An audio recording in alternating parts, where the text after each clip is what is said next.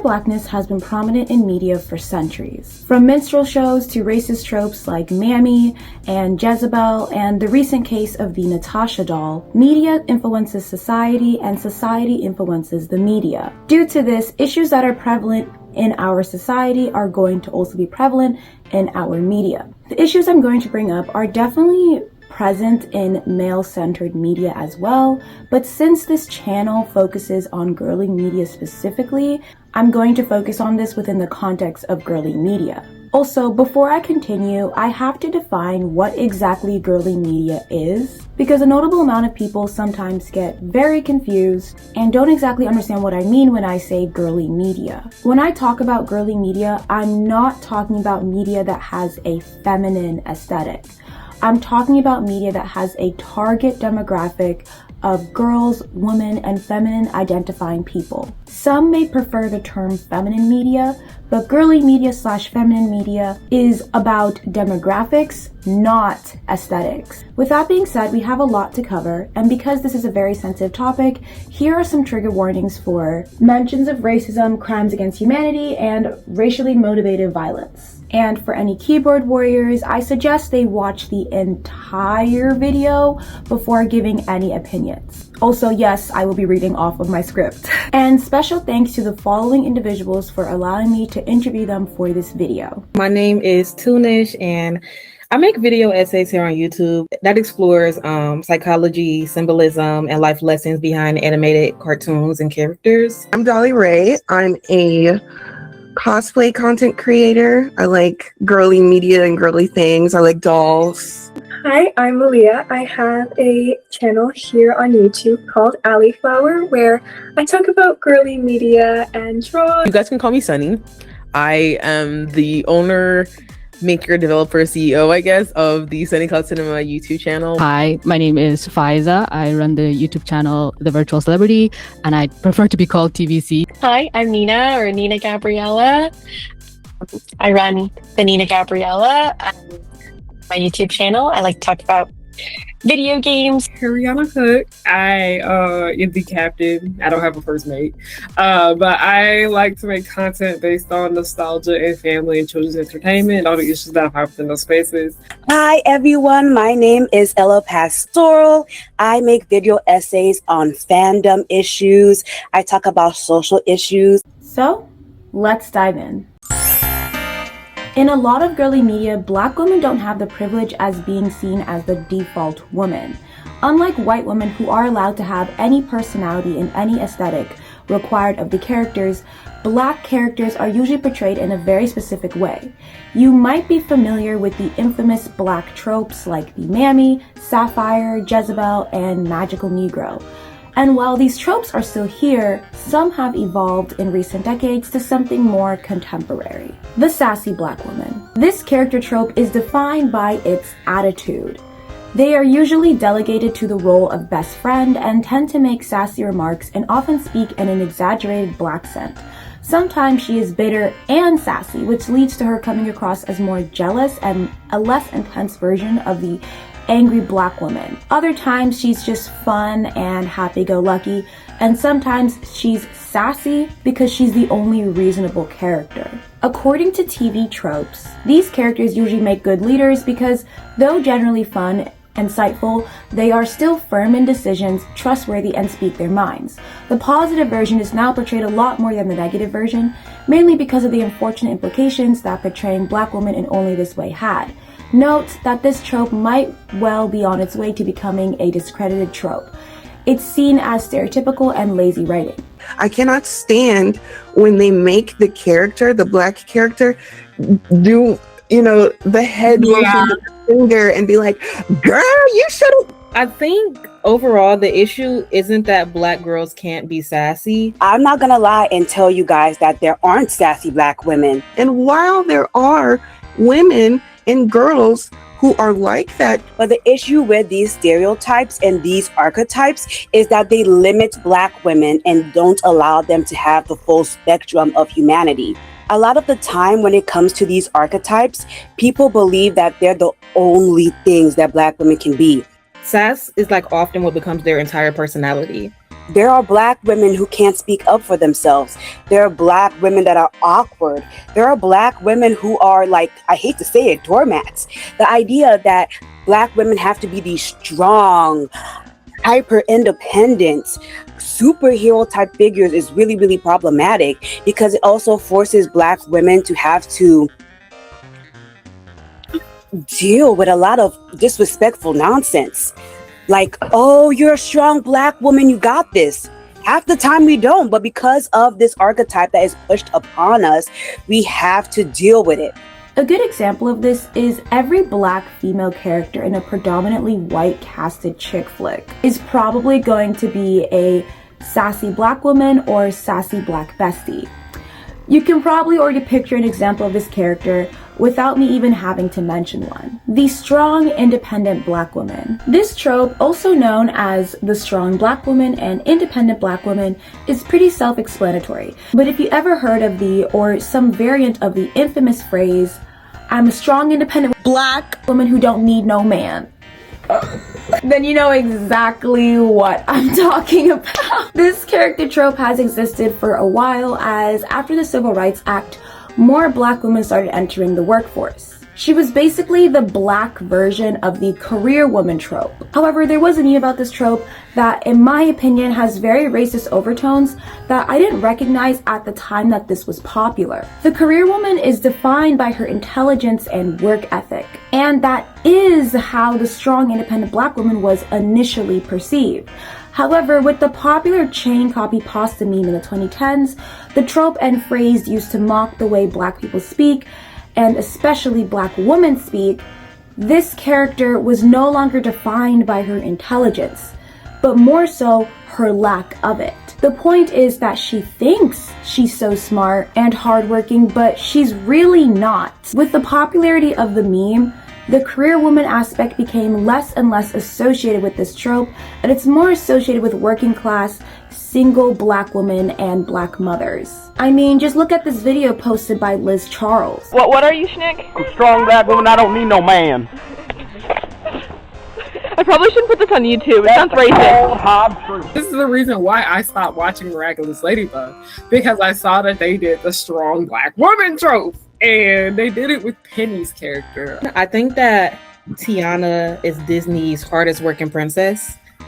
I think that her story really revolves around strength and independence and sacrifice and hard work.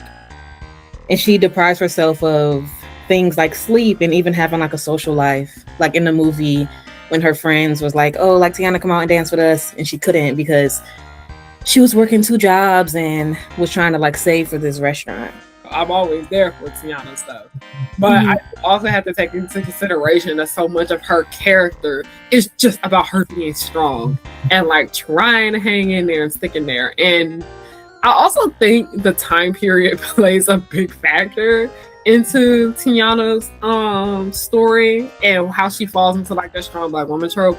That's why it bothers me less with Tiana than it does Penny, because Miraculous Ladybug, at least I know, takes place like in 2015. I don't think that Tiana's story is bad overall, but I do think compared to other Disney princesses, her movie just feels less like a fairy tale and just more like another story about a Black woman carrying the weight of the world on her shoulders.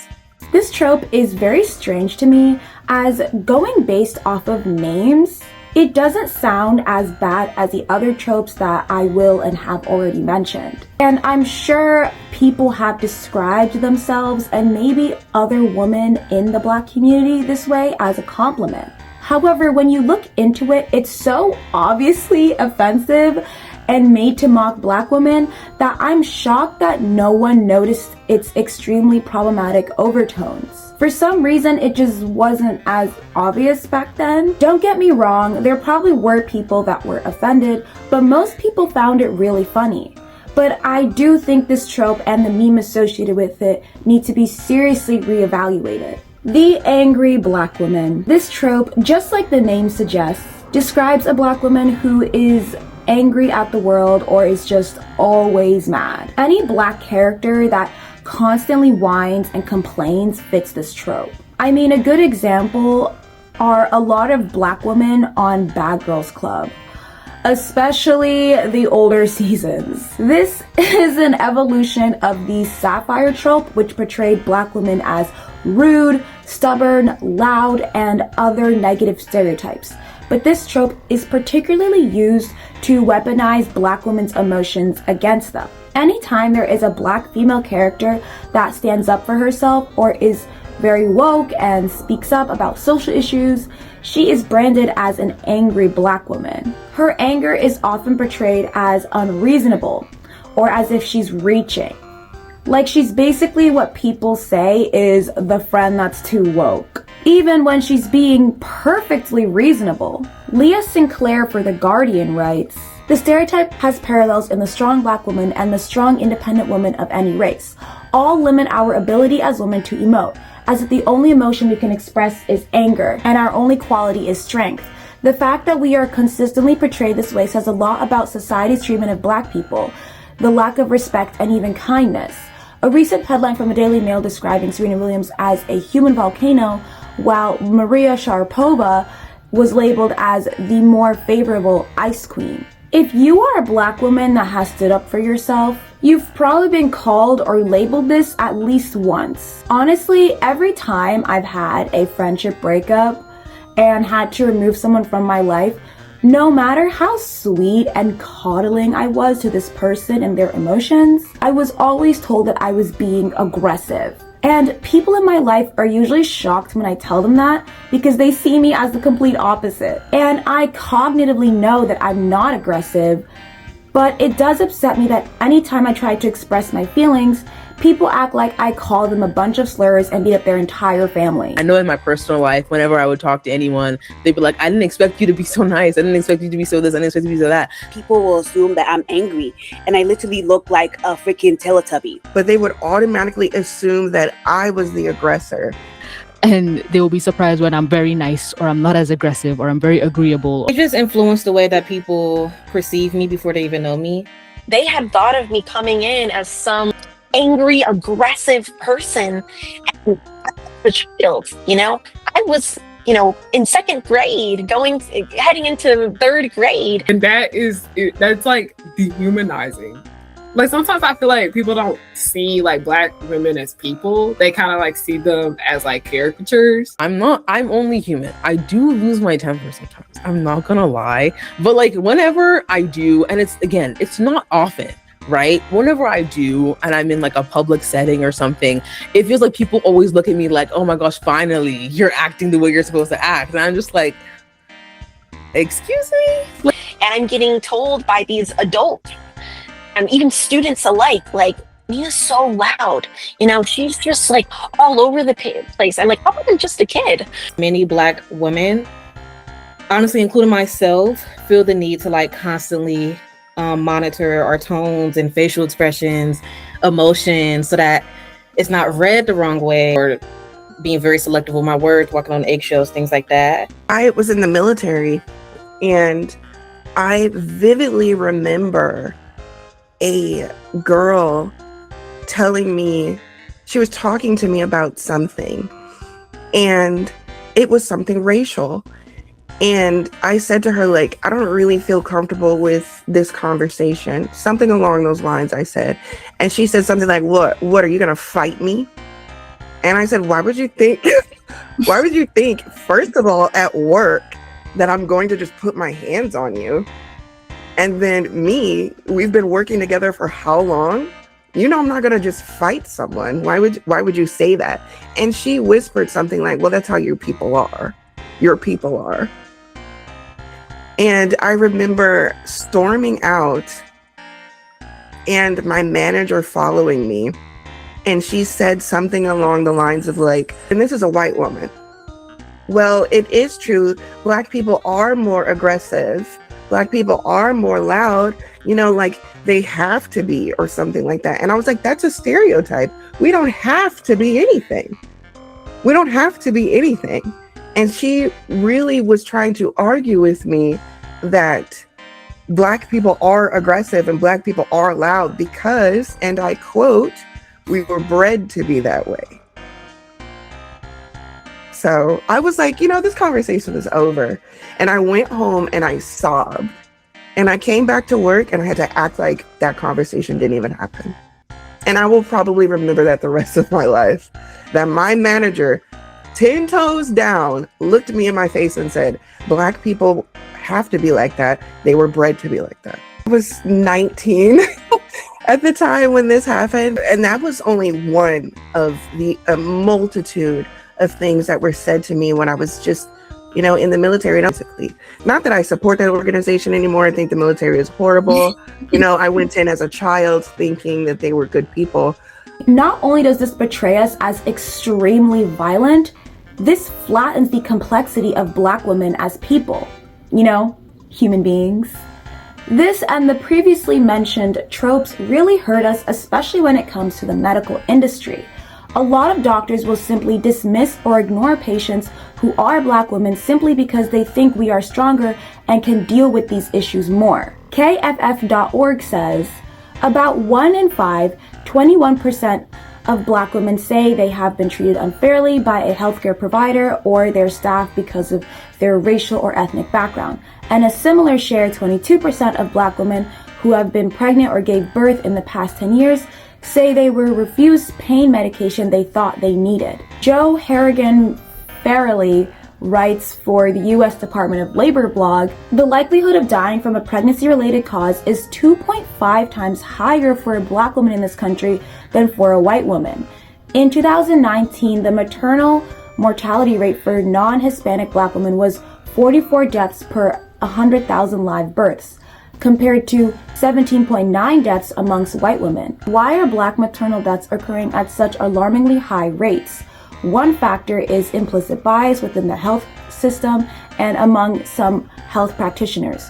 From lack of access to quality care facilities to subpar treatment at the hands of providers, the legacy of racism in America continues to negatively affect Black health outcomes. This even affects Black children, as an article on MDPI says, while the overall infant death rates have declined since the 19th century, the disparity in death rates between Black and white infants is greater today than it was under pre-war slavery. The other day, I was doom scrolling on Instagram and I came across this video by Dr. Jennifer Lincoln. Here's how I learned to be a little bit racist my first week of med school rotations. And I'm sharing this because it's Black Maternal Health Week, and this applies to every field. I was on my neurosurgery rotation at Charity Hospital in New Orleans. And Charity Hospital is what it sounds like. It gave care to everybody, regardless of the need to pay. A lot of the patients were Black, and as you can imagine, there was a lot of disparities in care. I was in clinic and walked in with a white neurosurgery resident who scared the crap out of me, by the way. I walked into a room of an elderly Black woman who came in with back pain. She was dressed beautifully in a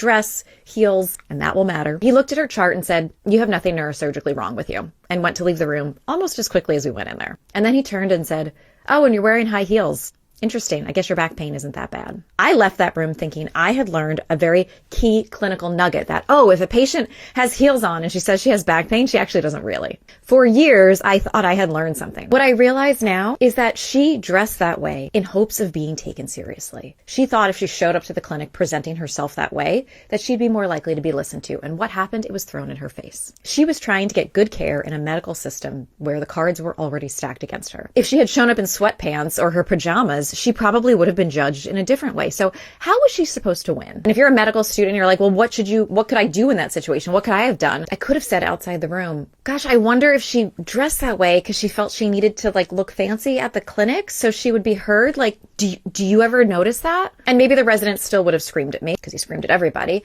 but maybe my voice could have like told him like, maybe that's not okay. I don't know. The point is that Black women are dying in childbirth at rates that are way higher than their white counterparts. So if you are in the healthcare field, I want you to notice these things. I want you to speak up in a way that you can. And I want you to realize that our patients who are people of color are having to think about the clothes that they wear so they can get taken seriously at the doctor's office. And that's not okay. And I just started crying. It makes me so emotional every time I think about it because I just felt so terrible for that poor woman. Imagine being an old person, your body is extremely weak and you are literally in the waiting room of death, let's just be honest, and you are cognitively aware that the pain that you desperately want to go away will probably be written off as something that is not a big deal. and you actually put in effort to present yourself in a particular way so that the doctor will actually help you and take you seriously, and he just doesn't.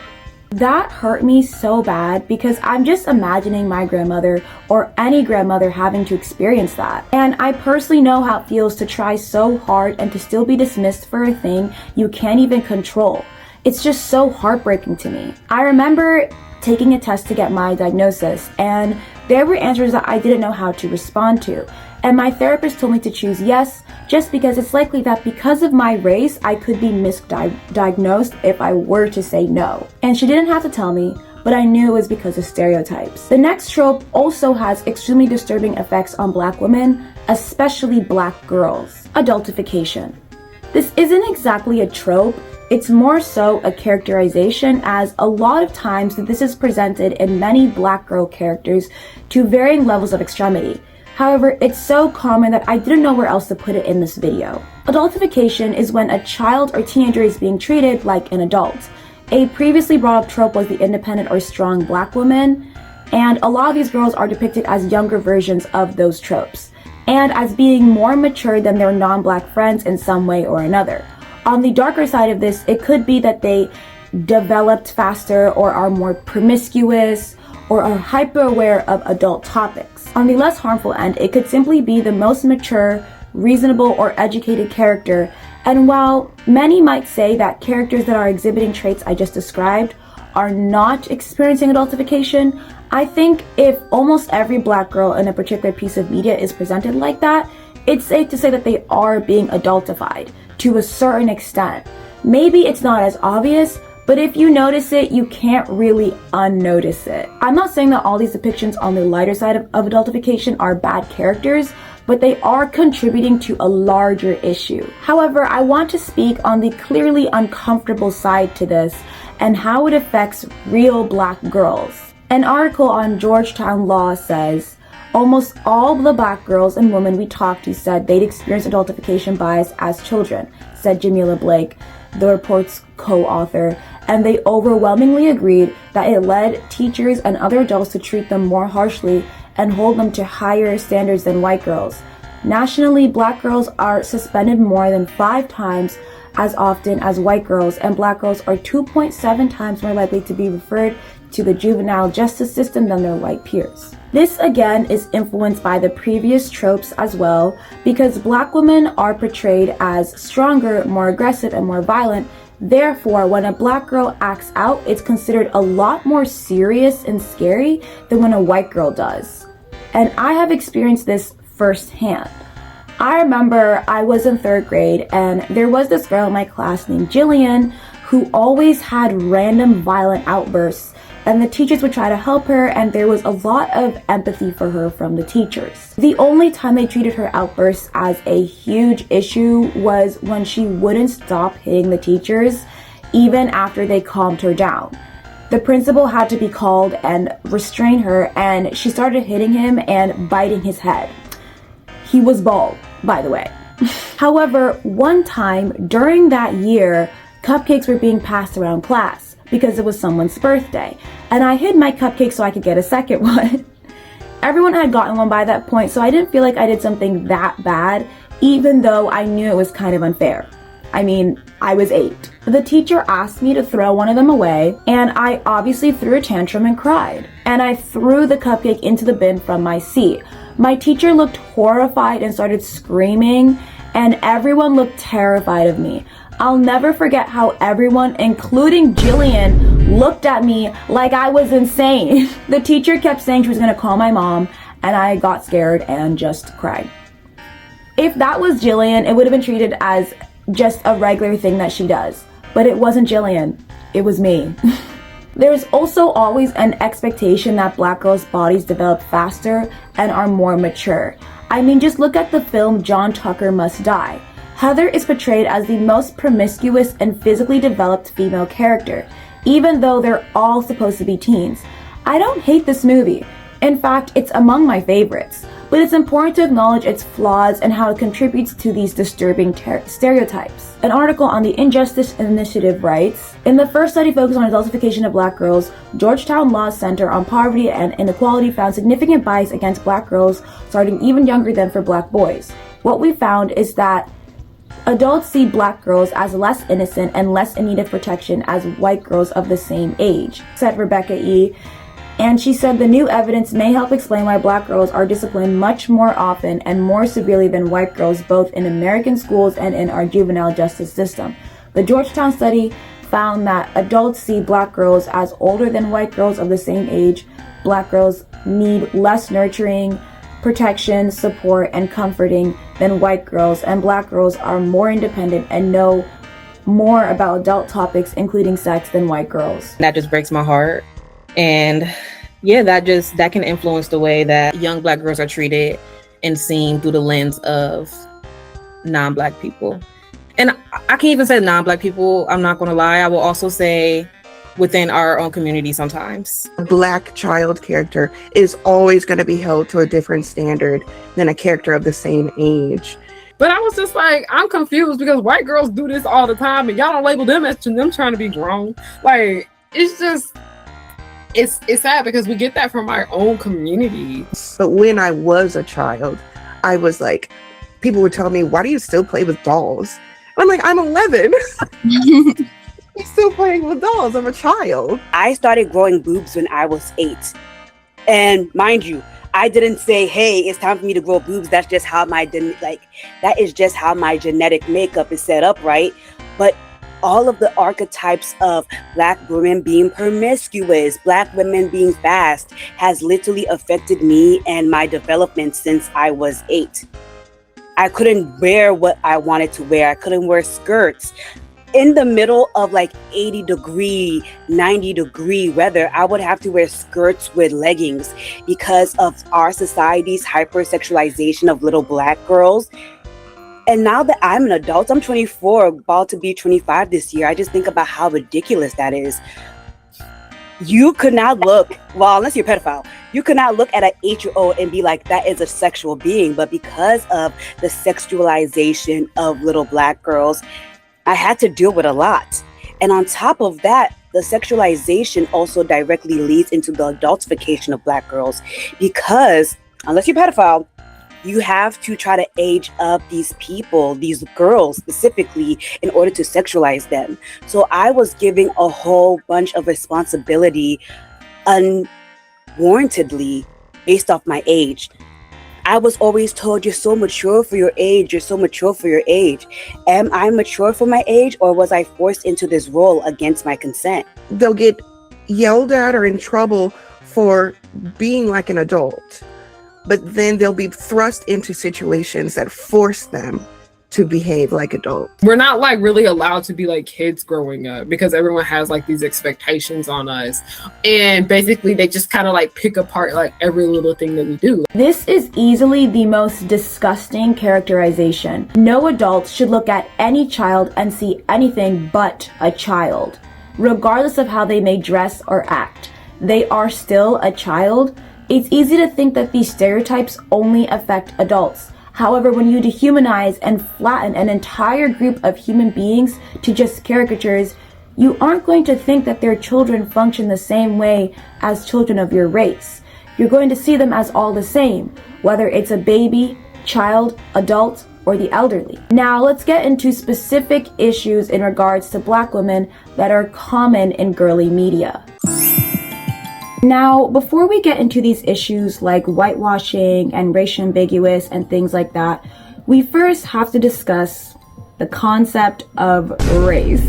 You might think you know what race is, but if you struggle to define what the 4 or 5 races are, or you don't know the difference between ethnicity, nationality, and race, then I need to explain this to you so that we can avoid any potential misunderstandings. Nationality is the country you have citizenship in. Ethnicity is your culture, and race is based on how you look. It is purely based on phenotype. It's not biological at all. If you have the skin tone and stereotypical features associated with a particular race, then you are of that race. According to racist science, which is a real thing, there are 4 or 5 races. And what ends up being considered a race keeps changing all the time. But it's widely agreed upon that there is white, black, indigenous, East Asian, and sometimes South Asian and Aboriginal. There are a lot of ethnicities that people confuse with being a race. For example, Latinos. You can be any race and be considered a Latino. You just have to be in that culture. There are white Latinos, there are black Latinos, there are Latinos of every single skin color. So any group of people that has a wide range in appearance is considered an ethnicity, not a race. However, here's when things get complicated. Technically, Asian, speaking about Asia in general, is an ethnicity. However, East Asian and South Asian are considered to be races, not ethnicities, purely because East Asians and South Asians do not have the same stereotypical skin colors and features. This is why people like Zendaya and Obama are considered black. Despite being biracial, each having one white parent and one black parent, and this is because they both have features that are stereotypically associated with black people. And since race is based on looks, they are racially black but ethnically mixed. Because of this, they will be treated by the whole world as a black person. Mahogany Locks is also ethnically mixed. However, she is racially white. And people will treat her as if she is a white person simply because she has these stereotypical features and skin tone associated with white people. She won't face the discrimination that black women face, but it doesn't change the fact that she is ethnically mixed. This is why people have this Eurocentric and Afrocentric debate. I know it makes a lot of people uncomfortable because calling a dark-skinned woman's features Eurocentric can feel strange. I understand, but also I think that sometimes you just have to use those terms in order to discuss issues that are very prevalent and need to be dealt with. However, people only say that because every person on this planet was taught the concept of race. Every race has stereotypical features. There's a reason why people thought that Alandria was African simply because of her face having stereotypical features associated with black people.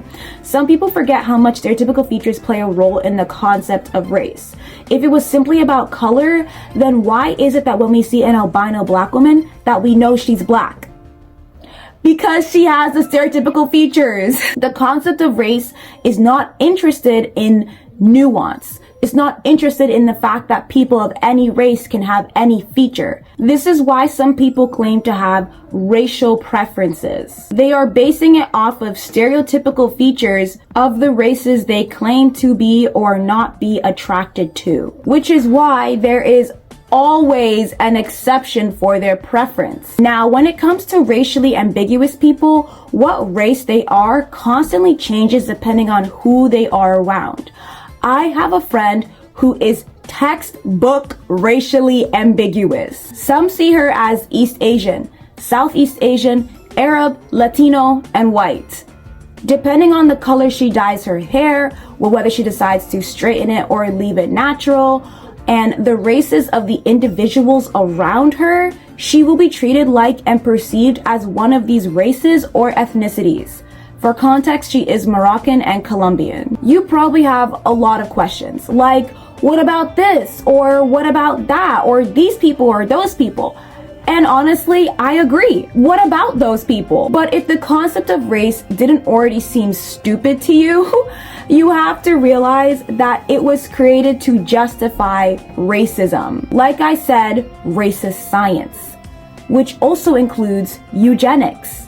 I mean, the 4 or 5 races have literally changed multiple times throughout history. At some point, Irish people were considered a separate and lower race than white. They were literally compared to monkeys and couldn't apply to jobs until they assimilated and were eventually considered white. And Irish people aren't the only people that were considered a different race at some point, as it has happened to Ethiopians, Indo-Europeans, the Sami, Southeast Asians, Mexicans, Pacific Islanders, Italians, Eastern Europeans, and more. There are even some cultures that have different races than others, like being colored in South Africa means something totally different in America. Heck, even South Asians and in some cases Ethiopians were at some point considered a part of the European race. Like I said, its purpose is to create hierarchy and division, and it's clearly worked. I mean, why are there Eurocentric and Afrocentric features only? What about East Asian centric or other races? It's literally made to prop up one race, the white race, as the example of the best, and one race, the black race, as the example of the worst. And every other race in between is supposed to compete with each other to get the approval of the white race. And one way to do that is by reminding the black race that they are at the bottom. There shouldn't be the black experience or the white experience. There should be the human experience. But race is so ingrained in every aspect of society and every society of the world that no matter how much you want to avoid seeing color or conversations about race, racism, colorism, and other related issues, you can't, because everyone else, me and you included, believe in at least the majority of the concept of race. If you believe that I'm black because of my features or skin color, that is you believing in the concept of race. You probably aren't even aware that your mind categorizes people this way. But now that you're aware, and I'm aware that you're aware, we can discuss how this stupid concept impacts black girls and women in girly media. I also want to say that just because I give examples of these characters perpetuating these issues does not mean that I think these characters are bad, and it also doesn't mean that I think these pieces of media or their creators are bad. Whitewashing. I mentioned this before in my Downfall of Girly Media video, but a big problem you see, especially with older animated girly media, is whitewashing. Whitewashing is pretty self-explanatory, but it's the act of trying to take a character, person, or history of a non-white race and trying to make it appear more white. And in the context of girly media, it usually shows up as a black character progressively looking more and more white as the series or franchise goes on. Arguably, the most famous example of this is Sasha from Bratz. You cannot look at these images and tell me that they are of the same person. She is so light, you can easily confuse her with Yasmin. And weirdly enough, this usually happens in the artwork and 2D animated material and rarely the dolls or 3D animations. I personally think this happens because they want black girls to know that Sasha is black. So they need to make her very unambiguously black. It has to be obvious. But for the artwork, they need to make it pretty. And according to the concept of race, if you put a black girl next to any other race, she's going to look ugly. So they make her racially ambiguous so that she's at the same level of conventional attractiveness as the other girls. Even though all Bratz characters look the same. They have the exact same facial features, just recolored, and yet the color, according to the concept of race, makes such a massive difference in the perceived attractiveness of Sasha. But Sasha is obviously not the only example, as this has happened with Tiana, Orange Blossom, Aisha, and you could even argue the Equestria girls as well. Why is the picture her white and then she's black in the box? That's not the same character. Honestly, it was hard for me not to notice, like when a black character was like made lighter or given like looser curls. I will obviously notice if somebody who has my same foundation shade all of a sudden becomes my concealer shade. I immediately noticed it. Immediately. She showed up this shade, and at the end of season 8, she showed up this shade. I don't see anybody darker than me for the longest time. Orange Blossom was one of my favorite characters. Blossom is like, I think she's so cute, and I'm just so mad about what they did to her. Because she looked like me. She had hair like mine. She wore clothes that were similar to the clothes that I liked to wear. And she was very sweet and she liked art. to like painting. And then they changed her from being a brown-skinned, Afro-having character to this racially ambiguous character. And it just broke me as a child because she was one of like 2 or 3 characters that I could look to and be like, oh, mommy, can I have this sweatshirt? This character looks just like me. You know, to make them more, I guess, generally acceptable, they just bleach them a little bit. And it always made me feel guilty that I was overly represented in that regard. And I was like, okay, can we have just one truly dark-skinned girl? And it's like, okay, why can't a Black character be very dark? What is the problem with just lowering the hue saturation a little bit? It affects people so deeply when they think, oh, I'm not supposed to be this dark, or there's something wrong with my skin color if I don't look like this. And so as someone like me who's on the lighter side of the spectrum, it also affects me because it's like, okay, why am I seen as the standard, as the ideal? I'm not better than my friends just because I happen to be born with a lighter skin tone. Okay, so let's talk about the Cheetah Girls. It's the perfect time to talk about the Cheetah Girls. I grew up in the 2000s, so the Cheetah Girls was something that was always pretty popular. I found out that the Disney Channel had changed the casting. So, okay, I'm gonna be honest. None of the 4 are accurately casted. And a lot of people nowadays still don't seem to get why the whitewashing of the Cheetah Girls was a problem. Because somebody was like, well, it's still diverse. They just made it more. Okay, this is the shit that pissed me off. They were like, they just made it more diverse. It was diverse enough, first of all. It was diverse enough. We had biracial, half Black, half Italian Galleria. We had an Afro-Latina, which was Chanel. We had 2 dark-skinned Black girls, Aquanet and Anjanette. And then we had Dorinda, who is biracial, half Black and white, and she grew up in foster care.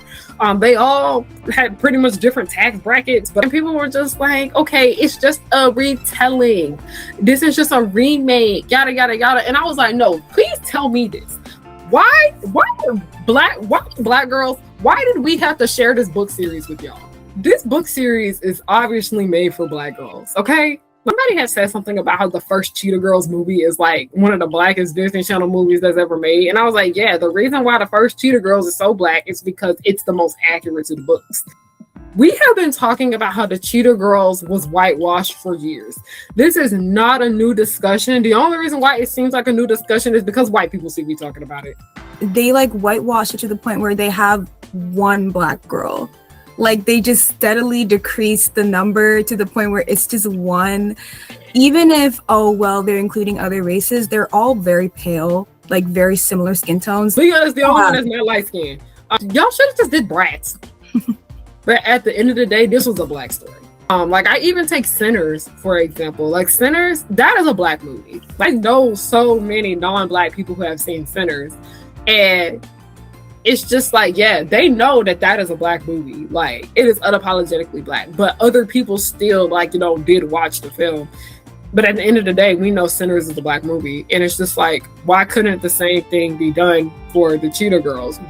Interestingly enough, Aisha and Sasha not only would be whitewashed to the point where they changed races, but they would straight up look like Lindsay Lohan.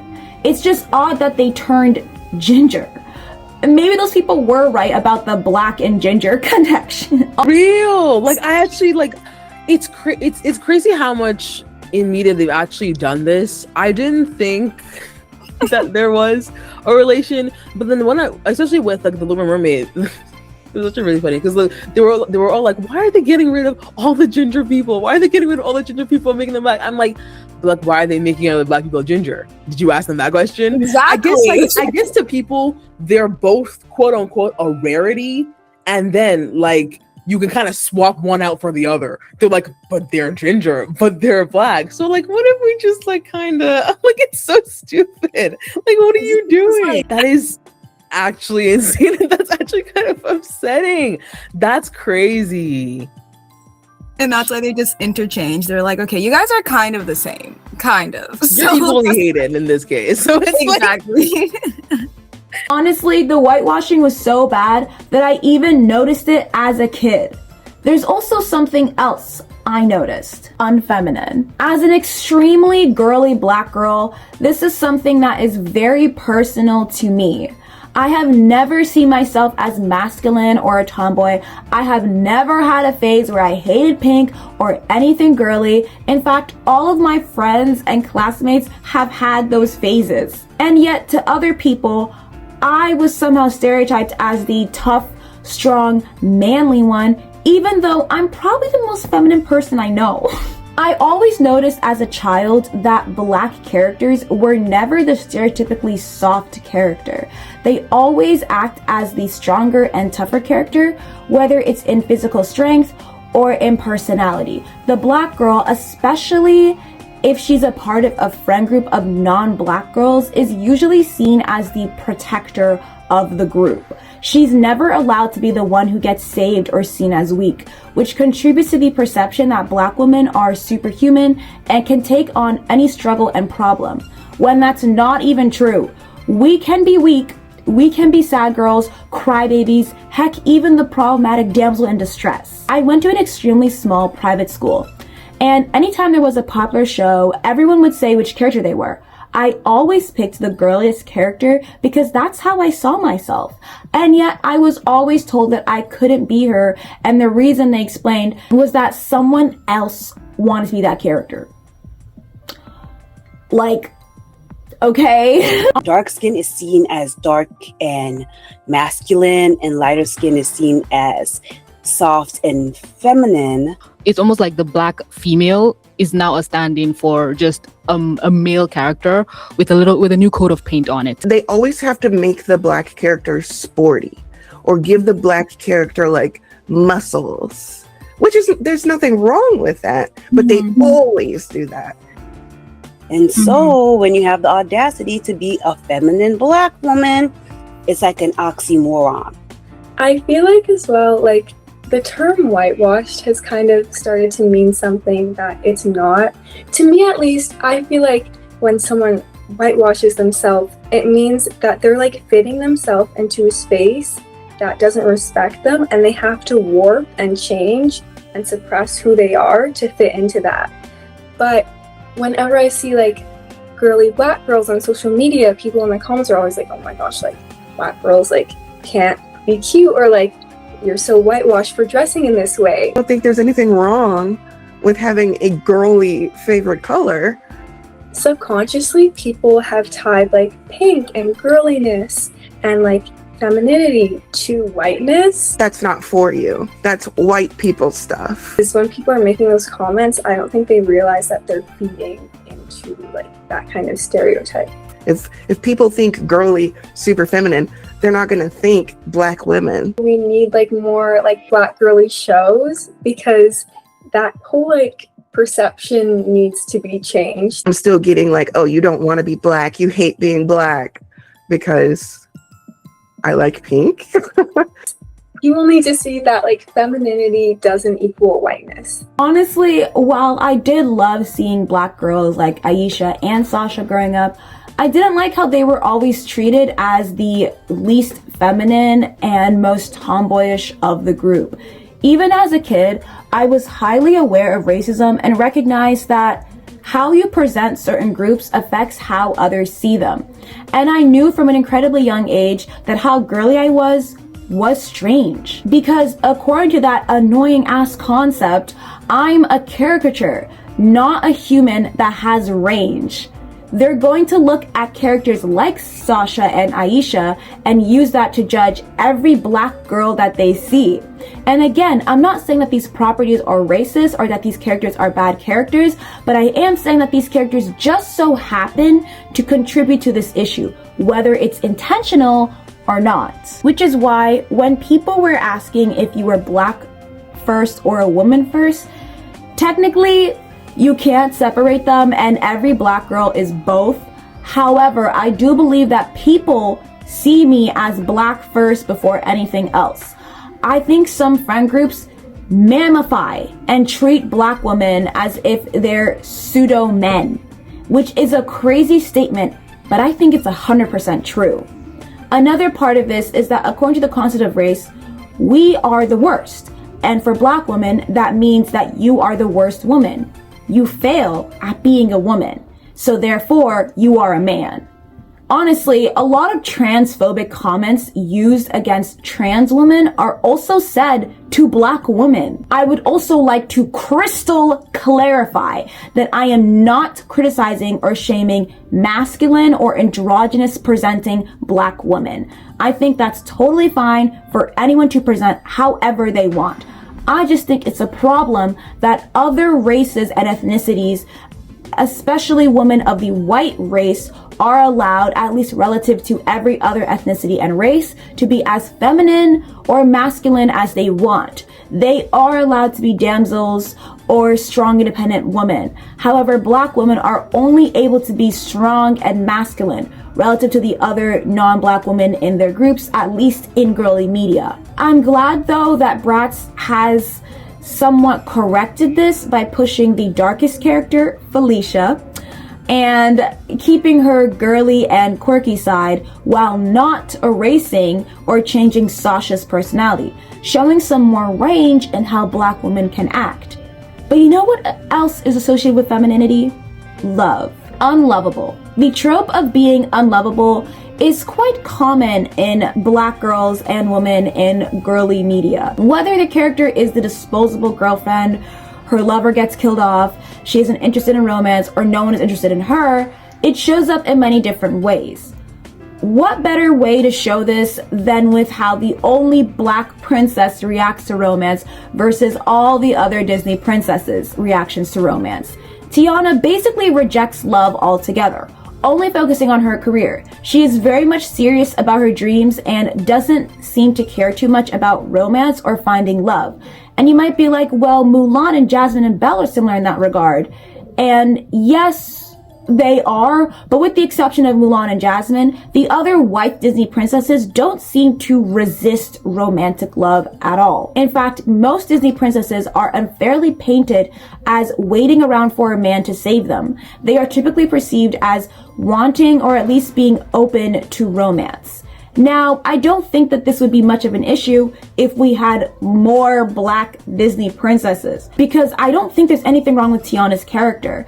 However, Tiana is the only one we have. Claudine in Generation 1 of Monster High is also portrayed as someone uncomfortable with romance, which, yes, some say is due to the lesbian representation. However, according to the creators, they did not initially perceive Claudine that way and chose to make her the least boy crazy to balance out Frankie and Draculaura's boy craziness. Aisha from Winx Club does have a romantic partner, but spoiler alert, he freaking dies. Like the whole disposable Black girlfriend trope where Black girlfriends will be put through the ringer and then the Black girlfriend is forced to be like, I love you enough to let you go. I've put so much to this relationship and changed you as a human. You're now a better person, but I love you enough to let you go so you can go be with my white counterpart and forget about me. It's almost like Black women and girls are seen as individuals who cannot be loving romantically. It's almost impossible for them to feel love that way, and when they do, it's never permanent. I find it interesting that Black women and girls are portrayed as unlovable, but at the same time are adultified and sexualized. We are seen as just a body, just a look, but never a person, which perfectly leads me into the next issue. Tokenism. Tokenism is basically the idea of trying to represent an ethnicity or racial group in order to give the appearance of diversity and inclusivity in spaces that don't actually have it. Think of movies or shows that have the Black best friend, and she's usually the only Black female character in that particular piece of media. Taylor from High School Musical comes to mind, as she's the only Black female character in the original 3 films, and she doesn't have any actual arc or anything. She's purely there to move the story along and to help out or hinder the main characters. She barely contributes to the story or plot. If anything, the token Black boy, Chad, is much more prominent of a character than Taylor. But funnily enough, she's featured on every poster as if she's the main character, and her actress went and was featured on the press tours for the movies. It's literally textbook tokenism. An unknowing viewer might think that she is a prominent character purely from the marketing until they watch all the movies and realize she's barely a character and is there for the purpose of seeming diverse. I think that like studios are just like low-key like, here, damn. You know, we need to have this in here because it's what the people want. People want this. We don't necessarily want this. But All Your Miraculous Ladybug is one of like the more recent characters, I say, that is like the token black friend. Yeah, like she kind of don't, like she has her own storylines here and there, but the main purpose of her character is to be there for Marinette. But I really loved Wicked Part 1 because it really like showed like regular audiences how it felt like to be a token. You could literally be hated and then poof, all of a sudden like everyone loves you. But then it's only really temporary because they don't love you for who you are at the end of the day. They love you for what you can do. And that's how I feel like tokenism is. But if we don't do it, people are going to go to Twitter and they're going to dog our movie. You know, we gotta like just find someone and just put them on the cover and make them look like they're important, but like really they're a background character. I think sometimes to save their own butt, to feel like, you know what, we did it. Like we have a black person, so y'all can't say that we're not being diverse. We're being diverse, but we're going to give like the bigger roles to the non-black people or the white people. And I'm like, why? Like, you got me here, you got me through the door. Might as well keep me, make me stay. Tiana is also another example, as she is the only black Disney princess in the Disney princess lineup. And she is prominently featured in the marketing to appeal to young black girls. And the reason they always have to have her on almost all the merch is because she's the only black princess to choose from. If they remove her from a piece of merch, it'll be a lot more obvious to people simply because she's the only black girl. I also showed earlier that she's been whitewashed before in the Wreck-It Ralph sequel until Disney made a change due to all the backlash. What's interesting is that her whitewashing didn't make her look white, but it did make her look more racially ambiguous. Racially ambiguous representation only. The issue of only racially ambiguous light-skinned or biracial black women representing black girls has been discussed on my channel before. I made a video about Generation 3 of Monster High, and in one part of the video, I mentioned the issue with making Claudine biracial and appear more racially ambiguous, as Claudine in previous generations of Monster High was clearly a racially black girl. You definitely would not have confused her for being any other race. However, they made her an Afro-Latina and casted a very racially ambiguous woman to portray her in the live action films. This is such a big issue that most of the time when you try to find black girls or women in modern girly media, they are usually light or racially ambiguous. It's very rare to see an obviously racially black girl or woman, and it sends the message that racially black girls and women don't deserve to get their stories told or be the love interest or feminine or girly. Because yes, there are exceptions to the issues I mentioned previously, and the exceptions are likely racially ambiguous or light-skinned black women. Like, please tell me the amount of times you've seen a black girl or woman in girly media with my skin tone in recent years. I bet you it'll be an extremely low number or none. I can't really think of anyone recently. Why do you need a dark-skinned black woman? You have somebody whose great-great-great-grandmother was black. That's your black girl. And so it's very hard to find girls who look unambiguously black. I have a lot of friends who are mixed. In fact, my best friend, she's half Filipino, half black. But I can never look at her and say that is my representation. Yeah. I can't be like, yo, sis, can I borrow a foundation color? Can I borrow a concealer color? Because at the end of the day, we don't look like each other. As a black girl, you're consistently told you're too dark, you're ugly, your hair is nappy, no one is gonna love you. And that kind of messaging is just reinforced on you all the time.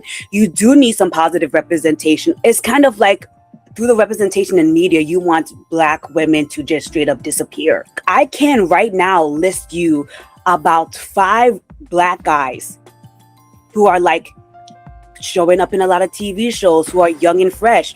But in terms of trying to find dark-skinned Black women who are getting the same love and attention, you're gonna be here struggling. Okay, this character only appeals to like let's say 20% of the demographic, but a white character is universally accepted. When I was a child, my mom put in so much effort to be able to find like Black dolls, Asian dolls, Hispanic dolls that looked like me, like darker brown, maybe Latin, Afro-Latina. She would have to go to 10, 15 different stores, try to order online and wait a month. And my mom went through all of that to try to be able to make me feel represented. I'd never be able to find the one Black doll. My mom would never be able to find the one Black doll. For me, growing up as a Black female, unfortunately, I didn't have a Black role model as a child I really looked up to love and to grow up with. And I always think of this quote from, there's this model, and she was like one of the first women of color to be featured in like a high fashion sort of magazine in the 1950s. And she talks about how like she never saw anyone that looked like her in any of the catalogs or magazines. So like the thought that she was beautiful had never even crossed her mind.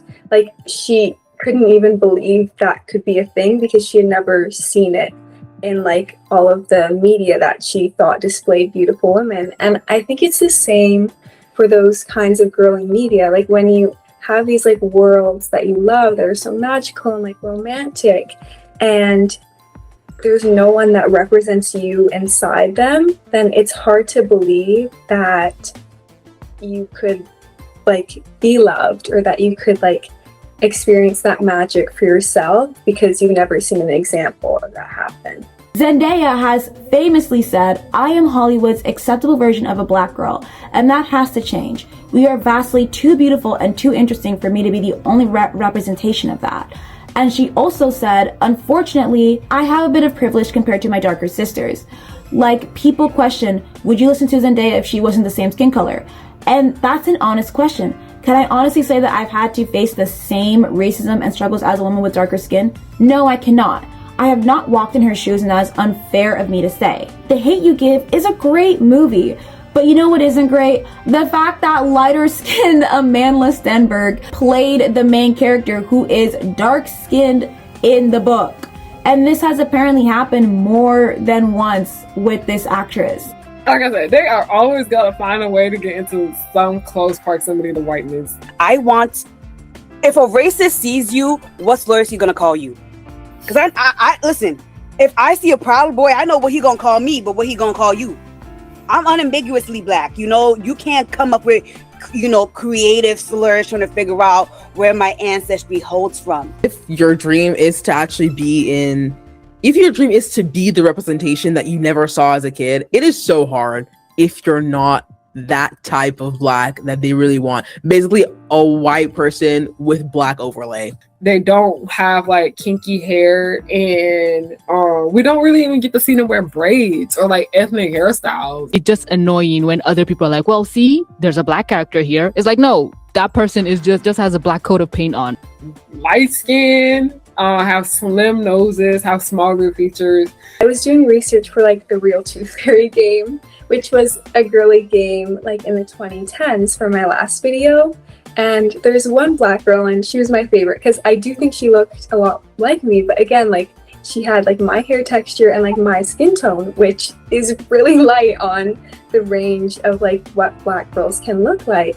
And in her music video, there's like a dark-skinned Black little girl, and she's making her avatar, and there's only 4 skin tone options, and it doesn't like the darkest one wasn't even close to her skin color. And even though like the music video is like cute, like it's supposed to be happy, it's just kind of sad to see because what's supposed to be her representation doesn't even look anything like her. It's so sad because then you can never actually reach that point where you are that medium for other people, because the system inherently is just like, people can't see that, people don't like you. But you can't say anything because now that character has been used to silence your criticism. So it was a malicious, the intention behind putting that character there was malicious from the start. And it actually was confirmed that Alia is black. She comes from the island of Martinique. And somebody was like, can our black characters look black, please? I feel like at least growing up, it was easier to find and point out these black girls. I don't hate Zendaya. People thought that me critiquing how the black community puts her on a pedestal was me hating her. No. But I was like, y'all also have to take into consideration that the way Zendaya looks does play a part into her success. She said it herself. Like, what? Exactly. She said it herself. Why y'all can't? I'm not saying that racially ambiguous or light-skinned black women don't face any struggles, but as I've explained within the concept of race, black women who look more stereotypically black, who have more stereotypically Afrocentric features and darker skin are treated as the worst because according to the concept of race, we are the worst. And also, according to this concept, an acceptable black woman will be a black woman who doesn't appear so racially black. Don't get me wrong, the concept still hates them, but they do find them more acceptable and tolerable than the clearly racially black women and girls.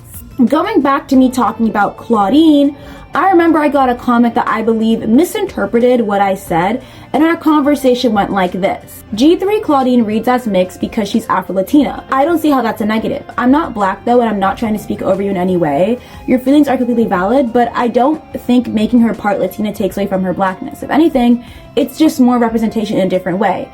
And her G1 doll and G3 dolls are at the exact same skin tone. I get what you mean, but to me, it is a negative in this context as G3 Claudine, especially in comparison to G1 Claudine, has less Afrocentric features. And as stated in the video, racially ambiguous characters tend to get represented more than non-racially ambiguous characters. Even in real life, black women who are racially ambiguous are treated better, given more opportunities, and are seen as more desirable and more positively in comparison to non-racially ambiguous black women. So in my opinion, it does matter a lot. I think having a non-racially ambiguous black girl main character is much more groundbreaking than having a racially ambiguous one, as that already tends to be the most common representation of black women in general. Of course, there's nothing wrong with the existence of racially ambiguous black women, but they already have so much representation in the media that making Claudine also racially ambiguous feels a bit reductive considering how they made more groundbreaking and diverse changes with all the other characters. I specifically avoided the word racially ambiguous in my first comment because to me, she's always been obviously black. Again, I'm not black, so sorry if I'm overstepping here, but I don't really think G3 Claudine is factually less Afrocentric than G1, just also Latina. They have the same skin tone, and in the show, G3's hair looks more obviously naturally textured, as opposed to G1's seemingly looser styled curls. But I completely get your point and respect your opinion. I guess I just don't really see what makes G3 so ambiguous compared to G1. She's always been obviously black to me in G3 or G1. That perspective makes sense, as she is ambiguous but not white passing. So she looks mixed, but not exactly like a white person. So to some, I can see how she might look obviously black, but to me, I didn't get that impression. To me, she looks mixed with black and something else, but she doesn't look black only, if that makes sense. Also, I think something to note was that G3 Claudine in particular is kind of marketed as and is explicitly mixed, whereas G1 or even G2 Claudine was never marketed that way. And that feels a bit reductive due to the aforementioned reasons. It'd be different if Claudine was always mixed, but she wasn't. Oh, I see. When I think of racially ambiguous, I usually think of white passing, but being mixed with anything else is absolutely still ambiguity, so I can see how that's reductive and less a representation. And I feel like a lot of people don't even know that she's Latina because most just ignore the G3 show, but that's absolutely still marketing her as mixed as opposed to just black like before. Thank you again for taking the time to explain. Honestly, this conversation is why I wanted to be so clear about the concept of race, because I know how easy it is to misinterpret these words. And I appreciate the commenter for wanting to learn and having a respectful conversation with me. There doing so well with diversity in other places, so that's just like a really confusing choice. And I feel like it just like shows like how deep-seated like anti-Blackness is in those pieces of media, because while they can make strides in other places, they're like going backwards with like Claudine, which is really, really weird. And sometimes I see people saying that she's not Black. Like, I've seen that before. I'm like, I don't know what you guys are talking about. She's just a werewolf. That's just her fur color is brown. And I'm like, if you fake fan, first of all, because if you watch, you know that she shaved her fur. So that's her skin, first of all. So you're a big fan if you don't know that. But I just hate the discourse around, oh, well, she's not Black. She can't be Black because she's like feminine and cute and because sweet. You like her. And so they're like, well, there's no way a character that I like can be Black. Like, it's like we have to identify with characters that are like blue skinned and pink skinned. If you identify with that character, it's okay. When you're watching something and there isn't anyone that looks like you in it, but there's a character that really represents like your personality and who you are, then that's who you choose to latch on to. And it's easier to do that when you don't have as many characters that look like you. So oftentimes you kind of have to rely on personality. I feel like for people who have never had to struggle to find representation in the TV shows that they love and are very used to being at the center of it, when they're not, I think it's kind of like a culture shock, and they're just like not used to like not having like the main characters sort of look like them and represent them. It's an empathy problem. All of like the Disney princess stuff is just like, it's really disappointing to see. I think on Disney's part, it's just really nefarious to put a bunch of like girls of color into that situation. You know they're going to be bullied. You know people are going to hate on them. And you're also putting no effort into making the movie really good either. And you don't give them any like resources or protection from that bullying. Because of the fact that someone doesn't look like you can't possibly relate to them. And that's scary because these people grow up and they work amongst us. Oh, let's make like Black Panther white. Like, his race is very relevant to the story. But like say the Little Mermaid or like Snow White, like their race isn't relevant to the story that's being told. If you want to watch the redheaded mermaid, the white redheaded mermaid, go watch the white redheaded mermaid. They didn't delete those from existence. It's so telling because you've had years of blonde characters that look like you, and the one time there isn't a blonde character that looks like you cause a stink. That says a lot because you feel like you are normal. You feel like you are the default. Annie was one of the characters that I projected on the most as a kid. Like, I loved Annie. I loved her story. And then I remember in 4th grade, they remade it. And I was like, oh, like they made her Black. Like, and I had no problem with her being Black. I didn't know until I got older that people were very upset about it at that time. Yeah. I had no idea because I just thought, oh, like it's Annie, she's Black. Like, I'm loving it because I love Annie. Like, I love both versions. Now, what does that say for everybody else that hasn't had this massive reaction when the 10 billionth blonde person is announced on screen? White people often believe that if the spotlight is shifted off of them just for a moment, that they never got the spotlight before. A lot of white people have this fear of being like genocided, like how minority communities have been.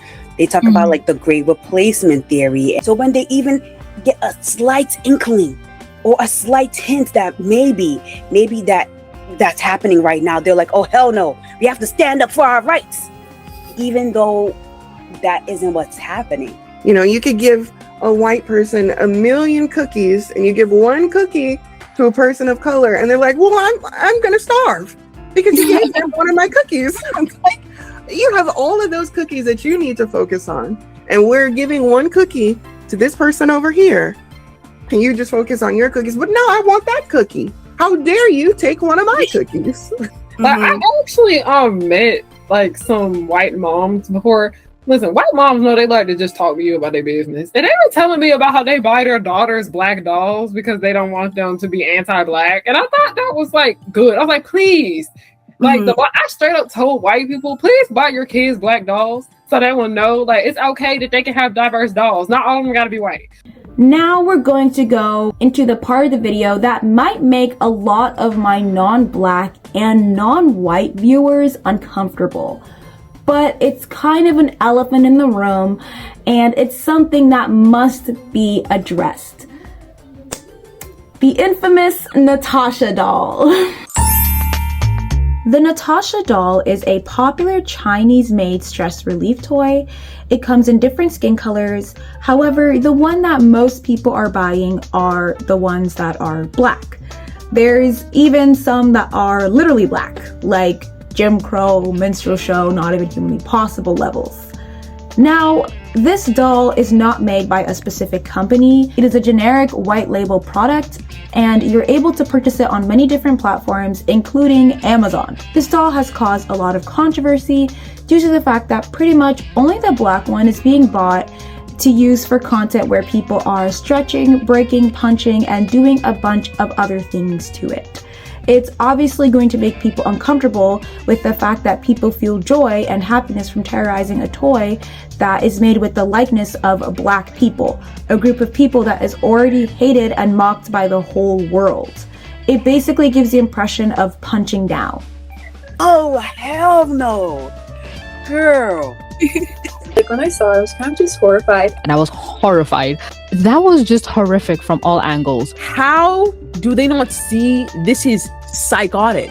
I don't even know where to begin. Oh, for those who don't know me, I'm really into East Asian media, but specifically, which is very niche, I'm into Chinese media. This right here is a doll that I got, and it's a Qing Dynasty physician. This right here is a doll I got, and it's supposed to be, this ring light is literally refusing to let me be great. But this right here is a Qing Dynasty Empress Dowager. So when I say I'm into Chinese media, I'm into Chinese media. So imagine my shock. This is really like, it's so sad to me. Yes, I've heard of it. And unfortunately, being someone Blasian from in a Blasian relationship, not that my husband is anti-black or anything at all, but I know firsthand how Asian people will subscribe to this perceived proximity to whiteness. They will forget that they are a marginalized group of people as well because they want to uphold that proximity to whiteness. And I think that part of the reason why this Natasha Doll situation is a situation anyway is because there is rampant colorism, racism, anti-blackness in Asian communities, even in your darker skinned Asian communities. They don't have a proximity to whiteness. They don't have like this, if we got rid of all the people of color, we'd be the exception. Like it's not like they would be accepted into racist spaces, but they believe that they will be if they keep their head down, if they keep their mouth closed when it comes to racism, and if they go along with the racism that white people do. A lot of Asian people don't see black people as anything but caricatures. That they're profitable for kind of the opposite reason that characters like become whitewashed, because they don't think people will want to purchase like darker skinned dolls because they're not as like cute.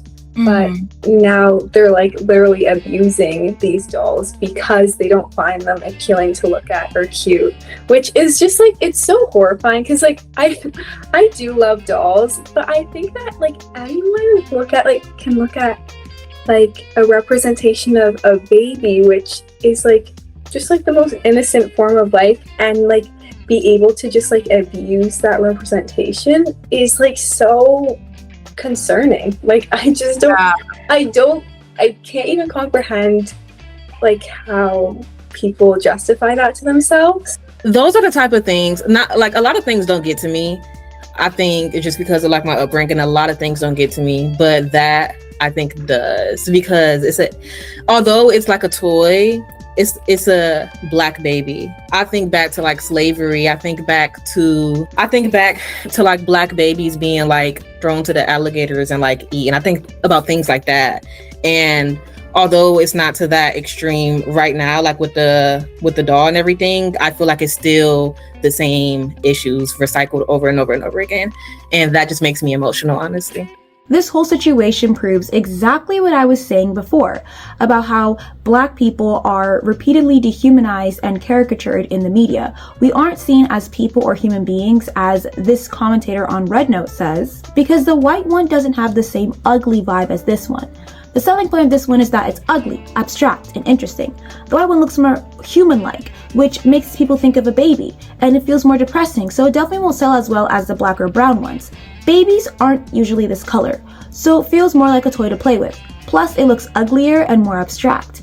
I admit that white, yellow, and black each have their own charm, but the beauty and handsomeness that are more widely accepted are mostly white and yellow, aren't they? The most handsome, beautiful people on the global list are mostly white, which is a universal standard of beauty.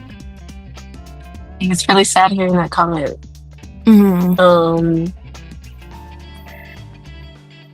Dang, this is sad. Yeah. You have to get emotional. I'm like such an emotional person. It's like I can't even comprehend like what would have to go through someone's head for them to be able to do that and to be able to like dehumanize like a child to that point. Y'all do not like black and brown people. Y'all don't like black people. Y'all don't like brown people. Like, that's so nasty. That is so nasty. See, I don't even know what to say because that's just nasty. Like, how racist do you have to be? See, this is why I like being where I'm from, because I'm legally allowed to beat you if you say that to my face. I can hunt you down and kick your ass. But I'm joking, maybe. I would like to have a very civil conversation with my hands tied behind my back with this man. That's insane, and that's psychotic. It's okay to inflict pain on a black baby, but not a white baby. You shouldn't be hurting any kind of baby. I don't like this toy. I don't like this invention at all. Like, it's just unbelievable. And the fact that they can post it and people find it funny and no one sees issue with that is insane. It's like the stuff you hear thinking like that's not even a real thing. Like, that's just something that like might be shown in like a movie or something. But a lot of people don't see like black children as children, you know? And it's just so scary to know that we live in a world like that where our children are not seen as children.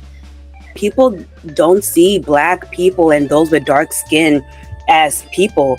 But oh my god, it's the level of dehumanization is just so stark. Who did nothing to you? Because we did nothing to you. We are just existing, and that's a crime.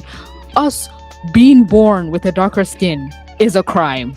It could have been just like, I don't know, a dumpling, or like, you know, literally any other shape of any other inanimate thing. But you chose a human baby to make into something that you pull and rip and hit. Obviously, this person is extremely racist, but this further proves how black people are perceived by the whole world. And in this context, black girls and women. This person literally believes that it would be more depressing if Natasha was white, or in their words, yellow, because it would feel more human and it wouldn't look as ugly. Even though the difference between the white and black Natasha dolls are the colors, not the facial features. The dehumanization of black people, especially in girly media, is nothing new.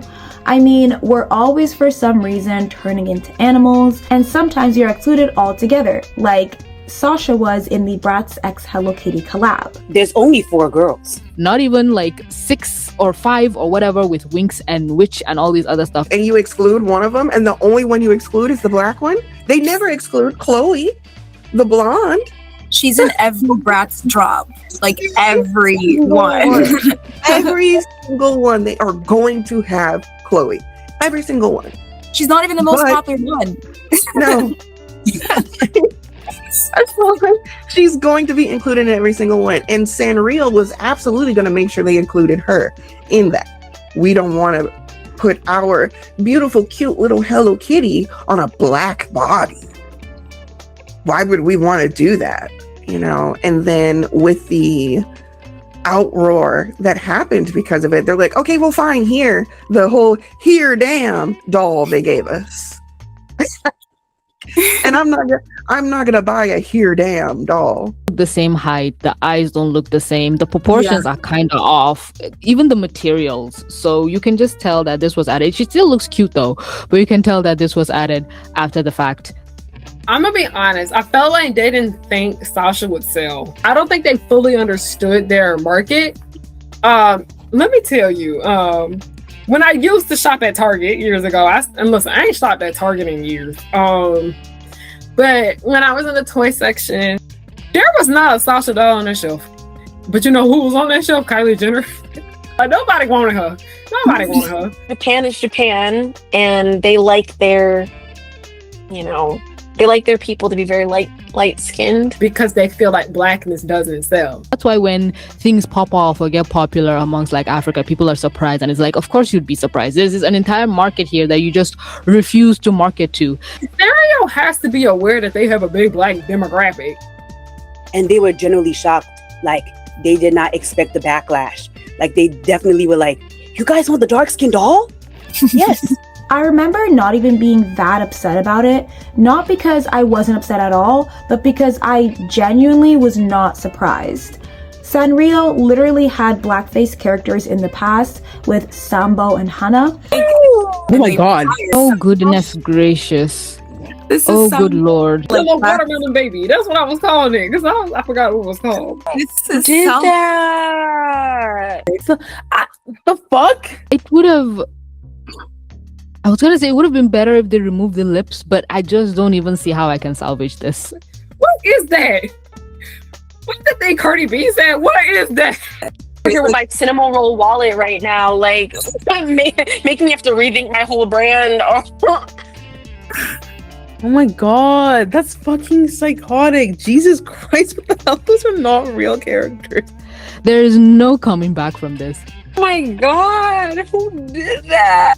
Oh my god, that actually just makes me sad. Oh my god, fumble after fumble, I swear to god. It's giving Mammy Two Shoes. Sanrio has an anti-blackness problem. Like, that's why I was like, they ain't new to this, they true to this. Like, her name's like Ella Pastoral on YouTube. She got a whole entire video talking about the racist history of Sanrio. I did a whole research about that to find out that people love blackface. People think blackface is so kawaii. For your research sake, I want you to look up Dako-chan, the Natasha Doll, Samba and Hana, and they're literally blackface cousins. And I genuinely think that they didn't want her in the line because even though Sanrio is a global company, they will consider Japan and their preferences first. And obviously, because of how black people are perceived by the whole world, Sanrio will see it as a bigger risk to include Sasha than to exclude her. Non-black POCs have a history of being racist to black people. It's nothing new, and yes, it applies to every non-black POC group, not just East Asia. We're only discussing Natasha because this is the latest racist situation happening in girly media. But there's tons of situations like this that have happened with other non-black POC communities. This is obviously not exclusive to East Asia. If for some reason you think that this Natasha Doll situation or situations like this have no impact in real life, you couldn't be more wrong. Not only for the reasons mentioned, but there is literally a trend of foreigners from East Asia going to West African countries and mistreating and abusing African children and calling them the real life Natasha. These videos are incredibly disturbing, and when I saw them, I literally just started crying. I always knew that we were considered the worst in the world for every aspect of society, but seeing content like this and it being plastered all over the internet and being turned into a trend is genuinely insane. There is no excuse to do this to any human being, never mind a child, never mind a baby. Now, I'm admittedly quite chronically online, as much as I don't want to be, so yes, I am aware of the current racial tensions between the East Asian and Black community. And I must say that this is not exclusive to the East Asian community. This applies to every non-Black POC, ethnicity, or race, because these same exact issues are highly prominent in those communities as well. I know this because I've literally experienced racism from someone in pretty much every ethnic or racial community, including the Black community. Trust me, I've been around a lot of self-hating Black people with internalized racism and colorism. So I feel like I can especially speak on this topic. This is another reason why I explained the concept of race, because that shows that anti-Blackness is in every community of every ethnicity and race in the world. Again, including Black people. I mean, why do you think skin bleaching is a billion-dollar industry? So it really confuses me that most people are aware of this, yet when you talk about the anti-Blackness that is in their community specifically, they somehow think that their race or ethnicity is the not like other girls of the world, and that it's actually you who's the problem for even complaining. Like, I'm sorry, but this is nationalism at its finest.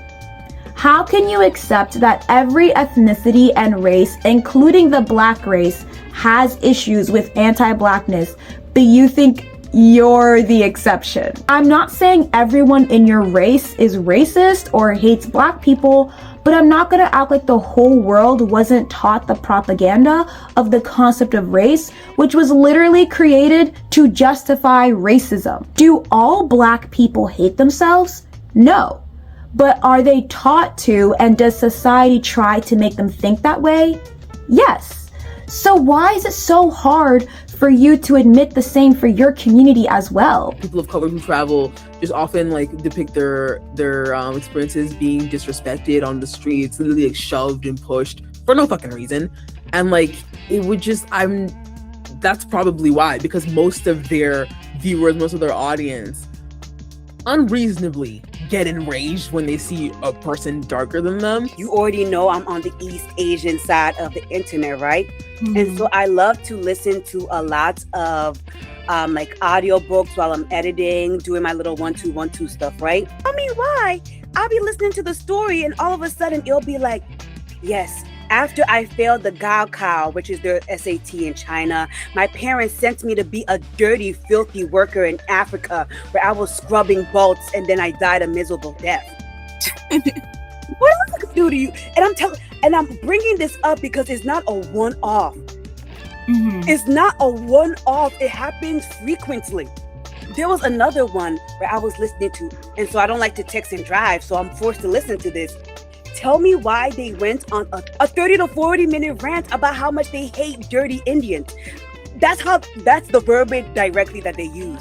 They're like, oh, in my past life, my roommate fell in love with a dirty, dark-skinned Indian, and now I'm back to get revenge on the dirty, dark-skinned Indian. So if that's how they're thinking about Indians, who, to be honest, they're not even dark, how do you think they're thinking about Africans? This reminds me of, I forgot the context, but I remember the word choice. We were talking about, I think it was a poem or something we were making about ourselves or like our partner or something. I remember my partner chose to describe the color of me as poop brown. The color of poop brown. I'm just sitting like, and like, everyone's laughing, so I'm laughing like, yeah, I guess that's a funny joke. But like, hurt. Wouldn't anybody, brown, you know, I'm just, that's just the color of my skin. I'm brown. I'm a brown colored person. Like, I was friends with the girl. I'm gonna talk about her. I don't care. We ain't friends no more. She was dating like an Indian boy. She was dating an Indian guy. And she would let her non-black man say the N-word all the time. And mind you, I called him out telling him, you can't say that. I was like, you're not black, you can't say the N-word, and that makes me uncomfortable as a black woman. But he doubled down on why he could say it. Like, he doubled down on why he can say it, and she defended him. And then she was like, I don't think anybody can say it. And then I'm just over here like, well, if you don't think anybody can say it, tell your man to not say it. Like, I'm telling you, like, and that friendship did not last that much longer after that. The other day we had, was teaching high school, and we were talking about social problems in Japan versus social problems in America. You know, I'm the American, so I'm telling them a little bit about our social problems are. And they're telling us about social problems in Japan. I had one student write anti-blackness. And in my mind, I'm like, anti-blackness? Do you guys know what this means? In their mind, they're all like racism, right? You know, like, it's like racism, right? And I'm just like, well, yeah, it's racism for black people. I'm tired of people putting Japan up on a pedestal. Like, Japan is just as guilty as Europe when it comes to their anti-blackness. And I'm tired of y'all infantilizing Japanese people when it comes to their anti-blackness too. They are not babies. They have the internet. They can look this shit up. They are aware that anti-blackness is a problem. Asians from East Asia, if I'm able to see them on my timeline right now, that means we share the same internet. Mm-hmm. Okay? If I can see them right now on my own phone, right now, that means we're on the same internet. Mm-hmm. People like to think that East Asia, China, Japan, Korea is in an alternate universe where black people don't exist. But if you know about Beyonce, if you know about Michael Jackson, if you know about Tyler, those two things cannot be in the same universe, okay? You can't at the same time tell me they know about Michael Jackson, but don't know it's not okay to put dark skin makeup on, make ooga booga noises. Like, why am I explaining this to you? But they're like, oh, in Japan, they've never seen a dark-skinned person in their life, so that's why they're using the N-word. So if they've never seen a dark-skinned person in their life, where did they learn about the N-word? When West Africans come and we see them do something really racist towards East Asians, we never give the example of saying, oh guys, they're from Ghana, they grew up in the village, they would have no clue about Chinese people. That's why when Auntie so-and-so pulled her eyes back and started making random noises, we should be more gentle with them because, you know, they don't know any better. No, we're looking at them like, yo, Auntie, this is racist. But when it comes to someone East Asian who is doing I'm telling you, a full blackface. You know, it's not like, oh, accidental blackface, like they're doing a huge one, right? Mm-hmm. All of a sudden, it's like y'all lose common sense, man. Vividly remember there was this one group. I don't know what group it was. Kiss of Life. No, this was like, it was like EXO maybe, NCT. Yes, freaking Kunta Kinte or something like that. Yes. That really made me feel like they know, because how do you know they know and you don't know the history? Like, that doesn't make any sense. Like, they know. How do you know the freaking memes but you don't know the racism? That's how I know they be playing.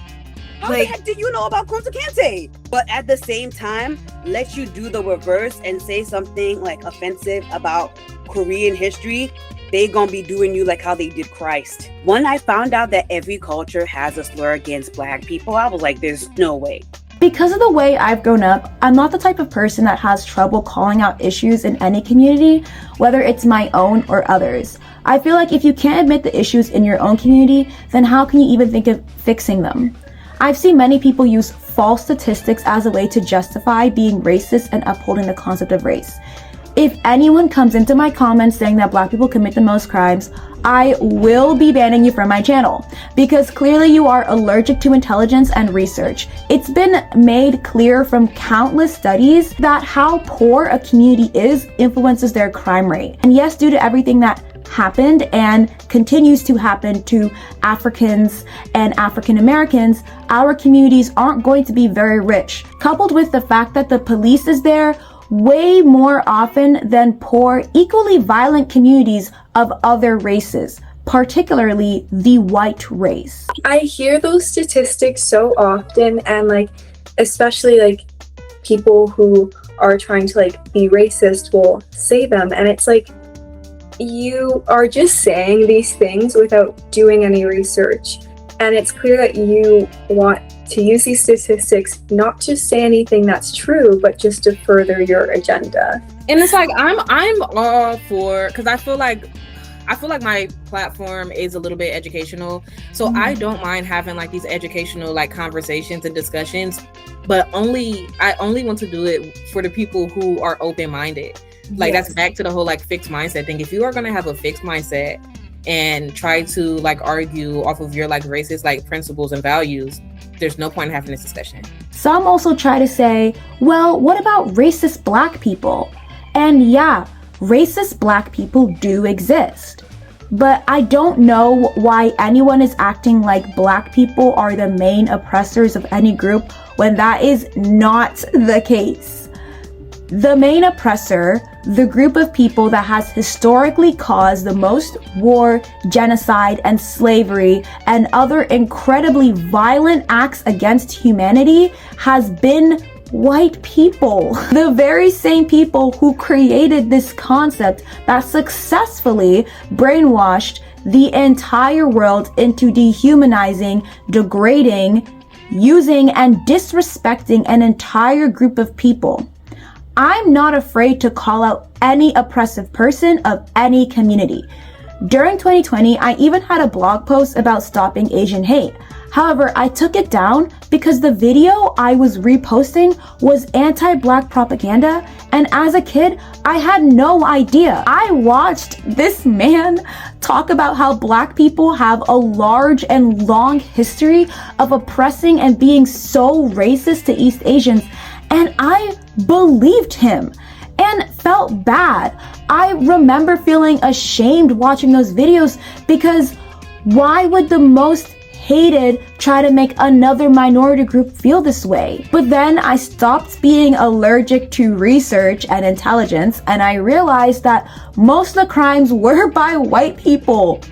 Everyone just kept on complaining about just the Black people, when yes, those individuals who did this are horrible and disgusting people, but they weren't even the majority of the people committing the crimes. I was genuinely shocked, and this shows how badly the whole world is brainwashed from the concept of race. I encourage calling out racist people, but not twisting a narrative to make it look like the group that's the least likely to oppress you is somehow oppressing you the most, and the group that has always oppressed you is somehow not at all. Some may hear me saying all this and explaining the concept of race and thinking that I'm basically saying that Black people are always the victims. And that's not true. There are bad people in every community, so yes, there are bad Black people and they can do wrong. I'm just saying that the whole world is set up against them.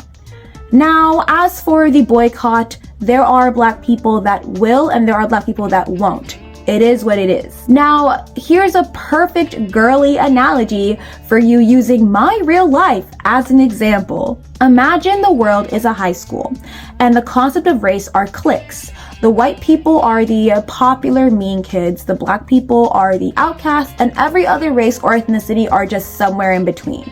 They are the floaters. They aren't popular, but they aren't bullied. They're just kind of there. The worst they'll be is ignored, and the most they'll be is in the popular crew, as their like unique or exotic member. So I was bullied for 9 years of my life. The bullying was horrible. I frequently would hide in the bathroom for so long to avoid seeing those people who would berate me in person and online. I would start crying in the middle of class and just get up and leave because of how horrible it was. I even thought that maybe they'd stop if I ended myself. I didn't actually want to, but I thought that it maybe would be the only way for them to finally feel bad for me and leave me alone. But sometimes it felt like even if I were to do that and succeed, that they'd make fun of that too. It felt like I was in hell on earth, and I was bullied by people of multiple races, like I said, and it was specifically for my race. The bullies made it very clear. And yes, I was also bullied by Black people as well, specifically Black boys. I don't know why so many Black girls have this experience, but this is a topic for another day. Anyway, everyone knew I was being bullied. It wasn't a secret, but only the popular kids were really bullying me. Other kids weren't, but some would laugh, some would stay silent, and some would just ignore it. No one came to my defense, and I was clearly disliked at the school, even though I didn't do anything to these people. Even when I went to different schools, I was still bullied no matter how I acted, what I did. I was always a target, and it was always because of how I looked. There were some people who were nice to me and felt bad, but they never defended me or protected me when the bullying was happening. And I guess I can see why. Because of how much I was hated, my friends would also get bullied as a result for being friends with me. One of my friends would get spat on every morning. She also just so happened to be Black. And even though not everyone bullied me, I literally hated that school and everyone in it that wasn't my friend. Because while they didn't cause harm to me directly, they never stood up for me and were bystanders the whole time. Now, the popular kids were not the majority of people in the school, nor were me and my bullied friends. The majority of the people in every school I was at were those cliques in between, the floaters, the bystanders. Now imagine if all those bystanders stood up for me. Imagine if when these mean popular people were harassing me, that the bystanders present called them out and told them to stop. They would be completely outnumbered and would have no choice but to bow to the pressure. If the whole school suddenly stopped tolerating their behavior, they will have no choice but to act in line. That would immediately have destroyed the clique system, and the hierarchy would go away, and people would actually respect others, and I probably would have stopped crying every day, stopped hiding in the bathroom, and stopped thinking about whether or not the school would be happier without my existence. And remembering that this is an analogy for the concept of race. All the races and ethnicities would be happy and we'd all be able to sing Kumbaya and exist in harmony. But that never happened. Not in my real life and not in the world. And until it does, we will keep having this issue and we will keep having fights with POCs versus Black people, and it won't benefit any of the POCs, and it will only hurt the Black people and will only ever benefit the people who, according to the concept of race, are at the top of the food chain. White people. You can't fix an issue that you refuse to acknowledge exists. You can't get rid of this racist concept if you choose to act like your culture isn't also perpetuating it. Heck, even Black people, as I keep saying, are perpetuating it. In order to stop this, we need to stand together, and the cultures that are less disadvantaged by the concept of race, aka POCs, should use that small bit of privilege to help others more affected by this concept, aka Black people. It's not enough to be not racist. You have to be anti-racist. Or else we're gonna keep talking about this and having the same exact conversation we've been having for almost a century. And honestly, aren't you tired? I know I am. Now, the question is, how do we fix this problem? Especially within the context of girly media. I've seen many people say that no longer portraying stereotypical black women and girls in girly media is a good solution. Now, the question is, do I agree? And my answer will probably be controversial, but no. And I'll explain why.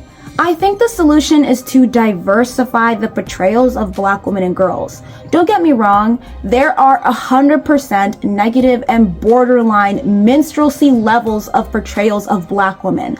I am not referring to that. I'm referring to characters that aren't bad, they're just stereotypical. Maybe they're loud, listen to rap, have long nails, and etc. But I don't think that makes them bad characters. There are stereotypical black women and girls in the world, and they shouldn't feel shamed because they act stereotypical. I mean, stereotypical white women and girls are still able to live normal lives without being discriminated against for being basic. So why do we look down on black women or girls because they're acting stereotypical? I think diversifying our portrayals is a much better resolution. We should depict non-stereotypical black girls 100%.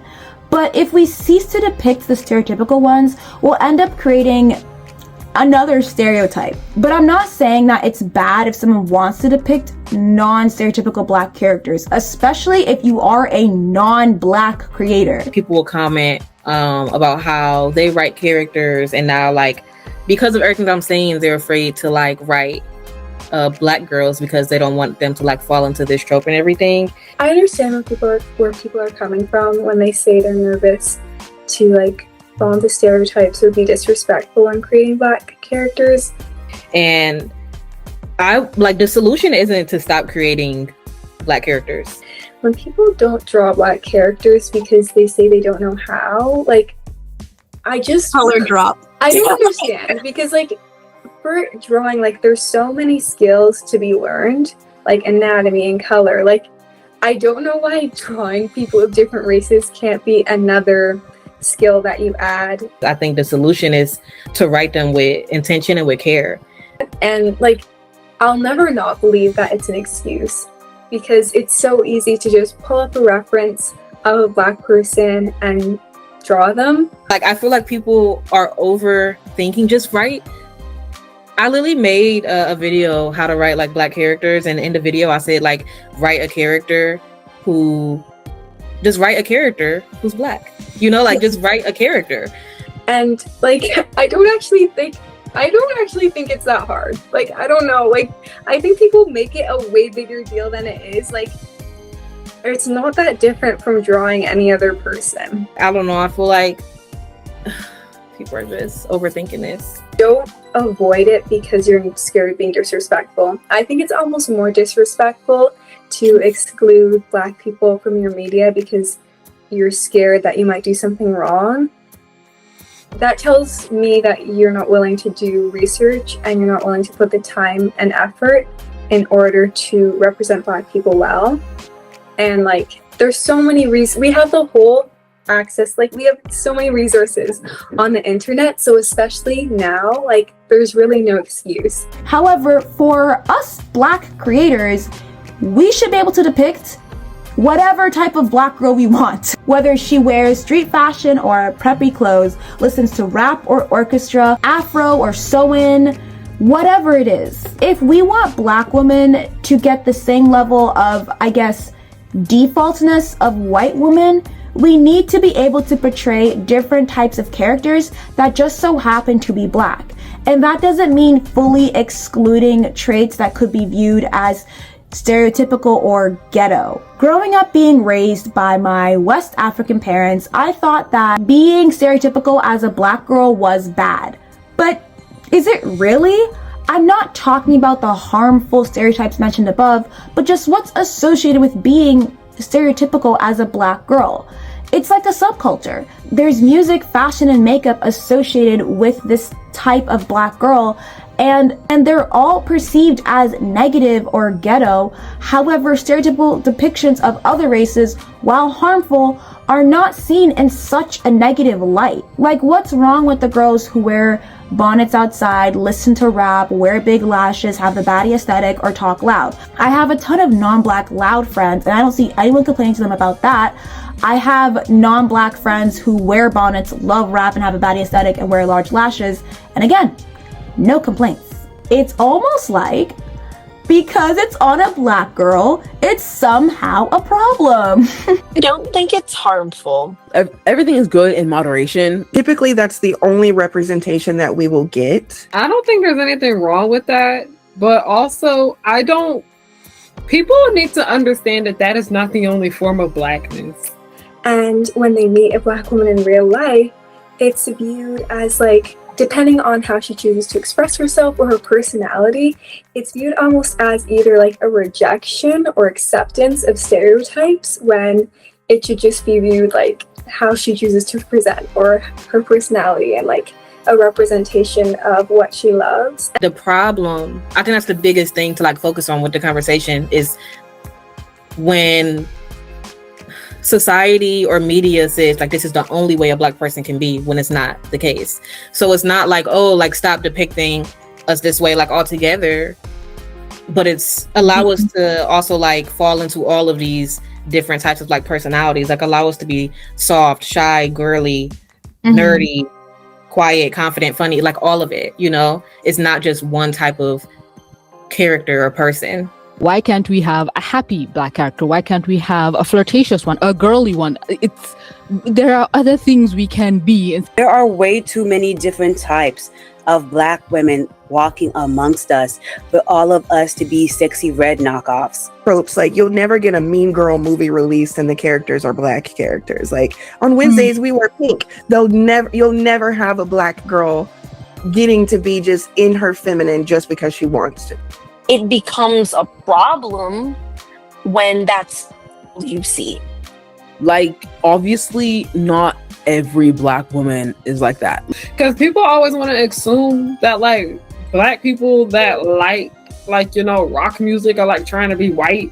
And we were like, y'all do know rock is actually very, very black. Do your research, please. Like, I just need people to understand that blackness is not one size fits all. But again, this is just my opinion, and I'm definitely open to different takes and perspectives on this. But to me, diversifying the depictions of black women and girls sounds like the best course of action. Now, something else that I think is essential is deconditioning yourself, and especially any black girls you know, from the concept of race. But before I discuss how we can do that, I need to discuss the difference between believing in the concept of race and agreeing with it. There are many people who believe in this concept but don't agree. And there are people who both believe and agree in this concept. Some people agree with it consciously and some people agree with it subconsciously. For example, like I said before, if you think I'm a black woman because of my skin color and/or my facial features, that's you believing in the concept of race.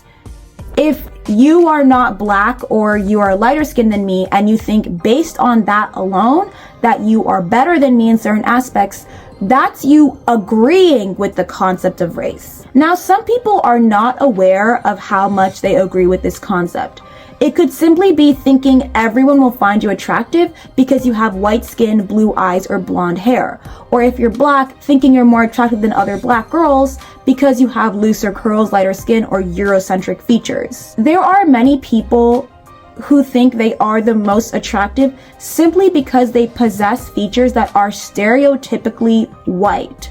These people might not believe they have biases, but if you think or at any point in time thought that you were more attractive than someone because of those reasons, then you do, or at least at the time, had agreed with the concept of race. This also goes for people who thought they were ugly or less attractive because of their more stereotypically ethnic features, like automatically thinking you're ugly because you're dark, or thinking your eyes are bad because you don't have double eyelids, or hitting the bump on your nose, etc. Now, I do think there's a difference between people who think others will perceive them as better simply because they're in a racist society versus people who think others will see them as better because it's the objective truth, regardless of racism. If you are white or light-skinned and you do feel like people see you as better because you are light but you don't agree, that's just you acknowledging your privileges in society.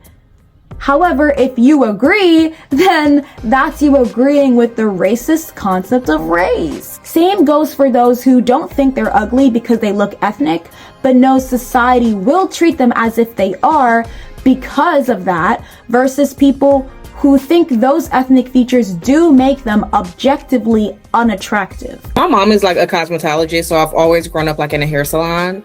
And growing up, like I had like a relaxer. And my sister had like a relaxer and everything. And that was just like taught to us. Like we were told like this is manageable. Like this is going to make your hair beautiful. Like all of these things. Talking about this with my friend yesterday, but we were talking about sort of that trope where there's like a spell on like a girl and like her hair like turns into an afro. We had like the afro and they were like, what happened to your hair? And like she's crying, you know that. And she started sobbing and people were calling her ugly, and she was saying how she felt so ugly just because her hair was an afro. And I also, that really resonated with me as a child. And I felt, so afros are ugly? When you have media that only portrays blonde hair, blue-eyed or brunette white children, and you don't have any disabilities, you don't have any brown children, you don't have any Asian children, who are these children going to feel like they can resonate with? Who are they going to be able to look up to? And sure, they have people make the argument that their parents and their friends and family should be the people that they look up to, but what if a child is adopted? What if she's or he is adopted by another ethnicity? They don't have a book to read that has a character that looks like them. They don't have a cartoon to watch that has a character that looks and feels like them. Representation really matters. And when they changed Orange Blossom, I'm getting a little emotional. When they changed Orange Blossom and they changed Sasha and they changed Aisha, black children feel like you have to change yourself to be accepted. One day you turn on TV and Orange Blossom is black, and one day she's white. So it's like,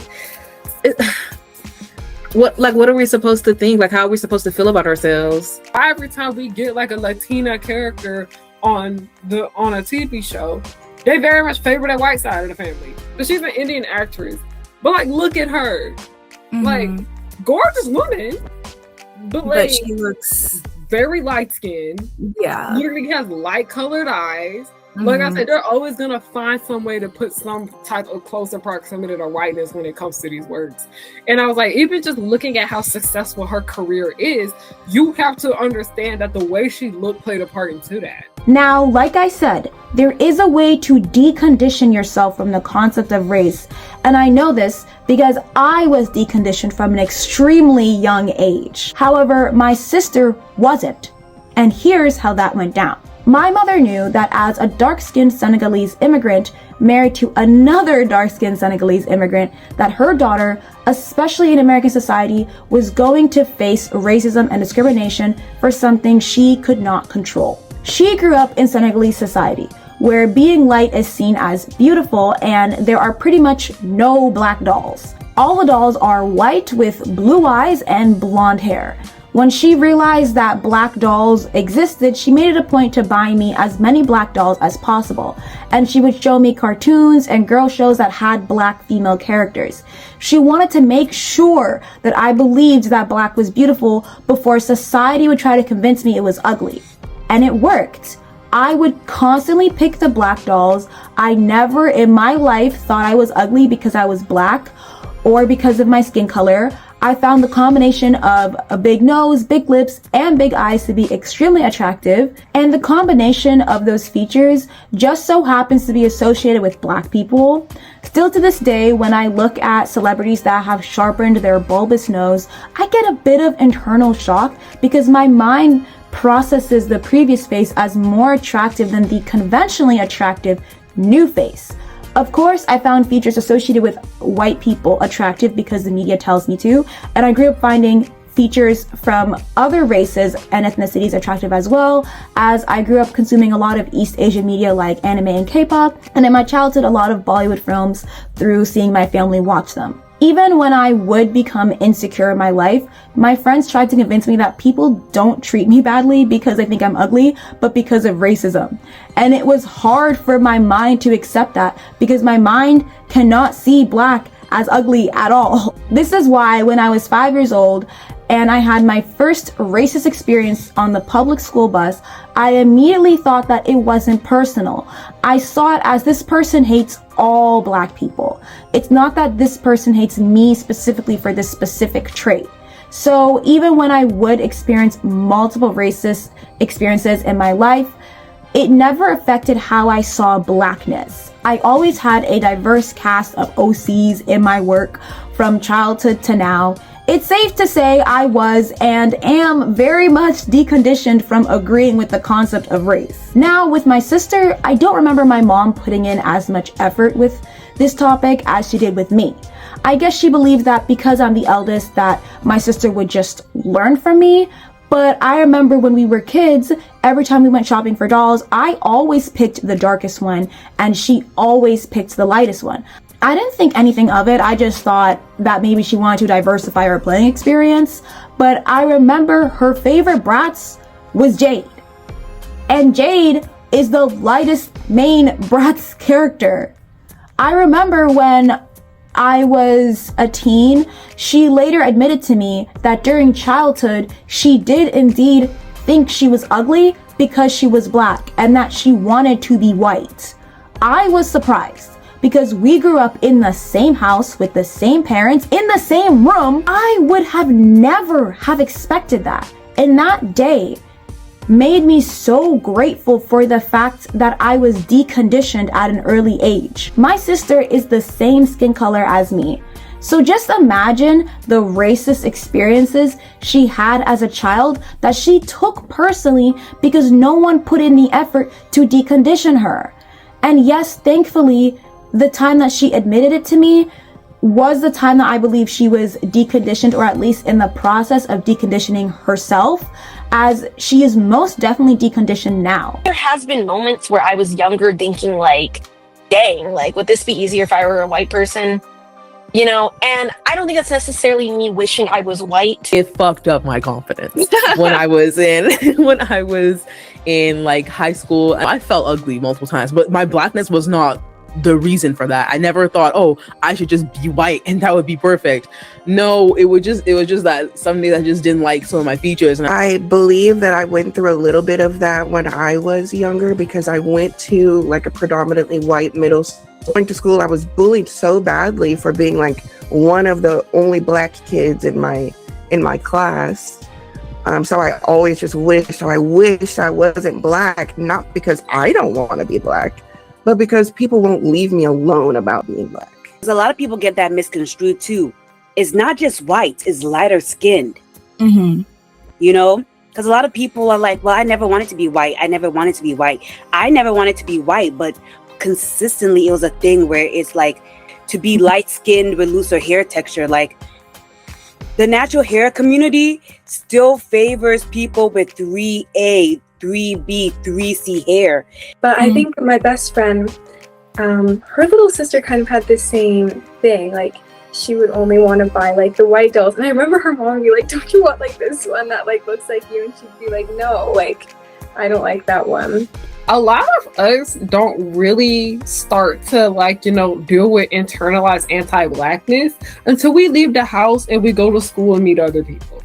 My mom is the reason why I turned out the way I am, like where I never really was colorist like that. And she always made sure to buy me dark skinned dolls. Like she always wanted us to have black stuff. She didn't want us to hate ourselves. She wanted us to know that there's nothing wrong being black, that black is beautiful, and that dark skin is beautiful too, just as well. A lot of black kids' anti-blackness, they do not really realize it's a problem until they, meet other kids. And then you realize that not everyone's household is like yours. Growing up in Southern Illinois, that's kind of what you're going to get, unfortunately.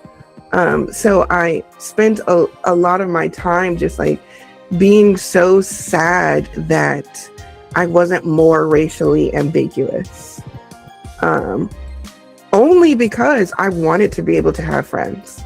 Not because I felt that there was anything wrong with me, but because I felt, well, if I was lighter, if I was shorter, if I was slimmer, if I had looser curls, maybe people would be more interested in me. Because the popular girls were white, skinny, blue-eyed, rich kids. Mm-hmm. And, you know, I didn't come from that type of background. I wanted plastic surgery. I wanted a cute little, like, ski slope nose. But I wanted to fit in with the crowd of middle school and high school. Why don't I look like the characters on screen? And even when they brought a character that looked like me, I almost rejected it. I almost felt like, no, I don't want to be like you. I want to be like that other one. Or if it's one girl among five, like let's say Tarani was the dark-skinned girl, and she was very timid and shy, and I felt like, no, I don't want to be like her. I want to be like that one, maybe the main character who is white. Or maybe I always gravitated towards the more tomboyish characters, but they were not black. So it was almost like all these white girls get diversity and they get to act a different way, but the black girl is being relegated to one role. So there's more options if you want to identify with the lighter skin characters and the darker skin characters, whereas there's shows like Powerpuff Girls where none of them are black, so you just pick whichever Powerpuff Girl you associate with. And as a kid, I really liked Bubbles, and again, blonde hair, blue eyes. So it was a reoccurring trend that I was like, okay, all the characters I like look like this. And I didn't understand as a child that no, those characters, I didn't like them because of how they looked like. I liked them because of their personality. But I just thought, no, if I had blonde hair and blue eyes, I get to be them. Which is why when people say representation doesn't matter, I'm like, oh, no, it does. It does, especially to the developing mind. If you don't see something that looks like you as a child will convince yourself that you look like the thing you like. And unfortunately, that will just develop into you hating who you actually are, because you feel like all the cool characters, all the main characters, all the badass characters don't look like me. So there's something wrong with me. I can't be cool. I can't be a leader. I can't be a main character. I always, I love my dolls, and I would only usually look for black dolls when I was buying them, or when I was watching a show, I would love the black characters. And I think that really, because I thought they were so beautiful. And even I think my friends in school helped. I had a lot of friends that looked like me, or that had curly hair, or similar features, and I thought they were beautiful as well. So I never really internalized that. My mom definitely did the same thing. My mom definitely was searching for the black dolls and, trying to have us watch the black shows. Yes, media has a big impact on how we see ourselves and how we feel about ourselves, but it's not just media, it's also what we learn at home, who we surround ourselves with, our communities and schools and society as a whole. So definitely, I think that's just so important. But I don't know, for me, like you said, I've never looked at myself and was like, oh, I want to be lighter or I want to be white, ever. And I know a big part of that just comes from my parents. And now, as a grown woman, I still look at myself and I still love my complexion. I have a black husband, a dark-skinned husband. I love his complexion. I have someone really close to me who has shared a similar experience to your sister. So I know it's a very real thing. And that's why we need intentional and positive representation of Black girls in media, period. I was lucky enough to have, or blessed enough to have parents who poured into me.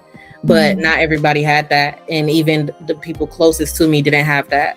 So, and I saw the way that it affected them. Even now, as adults, still affects them. And they probably don't even realize that that's where it's stemming from. If you have a Black girl, or if you know any, you have to decondition them before society gets to them first. Because I'm telling you, it starts early.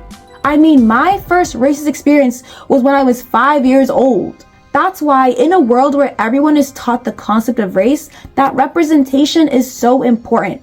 If this concept didn't exist, we wouldn't be having this conversation because representation would be there. No parent should have to think about deconditioning a child from this, but sadly, this is the world that we live in. Something we absolutely must avoid is ignoring the concept of race and pretending like society is colorblind. I know that many of you might think that the logical thing to do is just look at what society was before the concept of race. According to Before Color Prejudice, the Ancient View of Blacks, and research by Bernard Lewis, before this concept, people of vastly different features would become integrated in society by growing up in that society or assimilating into that culture. And according to the Curse of Ham, Race and Slavery in Early Judaism, Christianity, and Islam, and the Discourse of Race in Modern China, the importance was placed on familial and tribal bonds rather than appearances. Though discrimination still existed, as features associated with lower class or outsiders / enemies were sometimes seen as inhuman. As a historian from the 3rd century Han Dynasty China described barbarians with blonde hair and green eyes as looking like the monkeys from which they are descended. It's important to realize that the barbarians were actively raiding and inflicting war on the Han Dynasty, which likely influenced how the whole group of people were seen at the time. It's interesting how monkey was, and still to this day is, always used as an insult for pretty much any group of people that was disliked. Speaking generally, every culture was very protective of their particular culture and those who were from their society. Those not in their society, regardless of appearances, were not accepted. Basically, every culture saw themselves as the proper culture and living the right way, whereas everyone else was barbaric. Other issues like classism affected how you were treated more than race. Early concepts of race were mainly about explaining how where people lived would influence their physical appearances. Now, even though that society, while not perfect, sounds much better than living in the concept of race, we can't just pretend that society is like that and go back to that. Not in our modern world. Acting like race doesn't exist and pretending to be colorblind will only make things worse, and I know this firsthand. Despite me loving being Black and Blackness, I grew up in a very conservative society. I also went to private schools for the majority of my life, and the children were very conservative and discriminatory, and I was exposed to a lot of propaganda on YouTube when I was 12 years old, before I even knew what propaganda was and what the word meant. When I realized these people were racist when I was 15/16 is when I snapped out of it. But the content I was recommended was racist content that seemed logical and seemed like it wanted to help Black people at first. And something they said, and something I've heard all my life, was if you want to get rid of racism, you have to stop talking about it. And you have to stop talking about race. I definitely disagree with that. I think that when people say that, they kind of just want to shove the issue under the rug. You know that don't even make no sense. I hate it when people say nonsense and just be, rolling their mouths like, that doesn't make any sense. Stop talking about race as if that's like farting in a room with someone and then saying, who did it? It wasn't me. Like, racism didn't start with Black people. Do we realize that? Not talking about our problems doesn't fix anything. I genuinely feel like it's like a weapon that people use. We need to have the conversation for anything to change. If we stop talking about it, then it's still happening. It's not like they said stop being racist. They said just stop talking about it. It's like just be quiet while we oppress you, right? Right? Like that's crazy.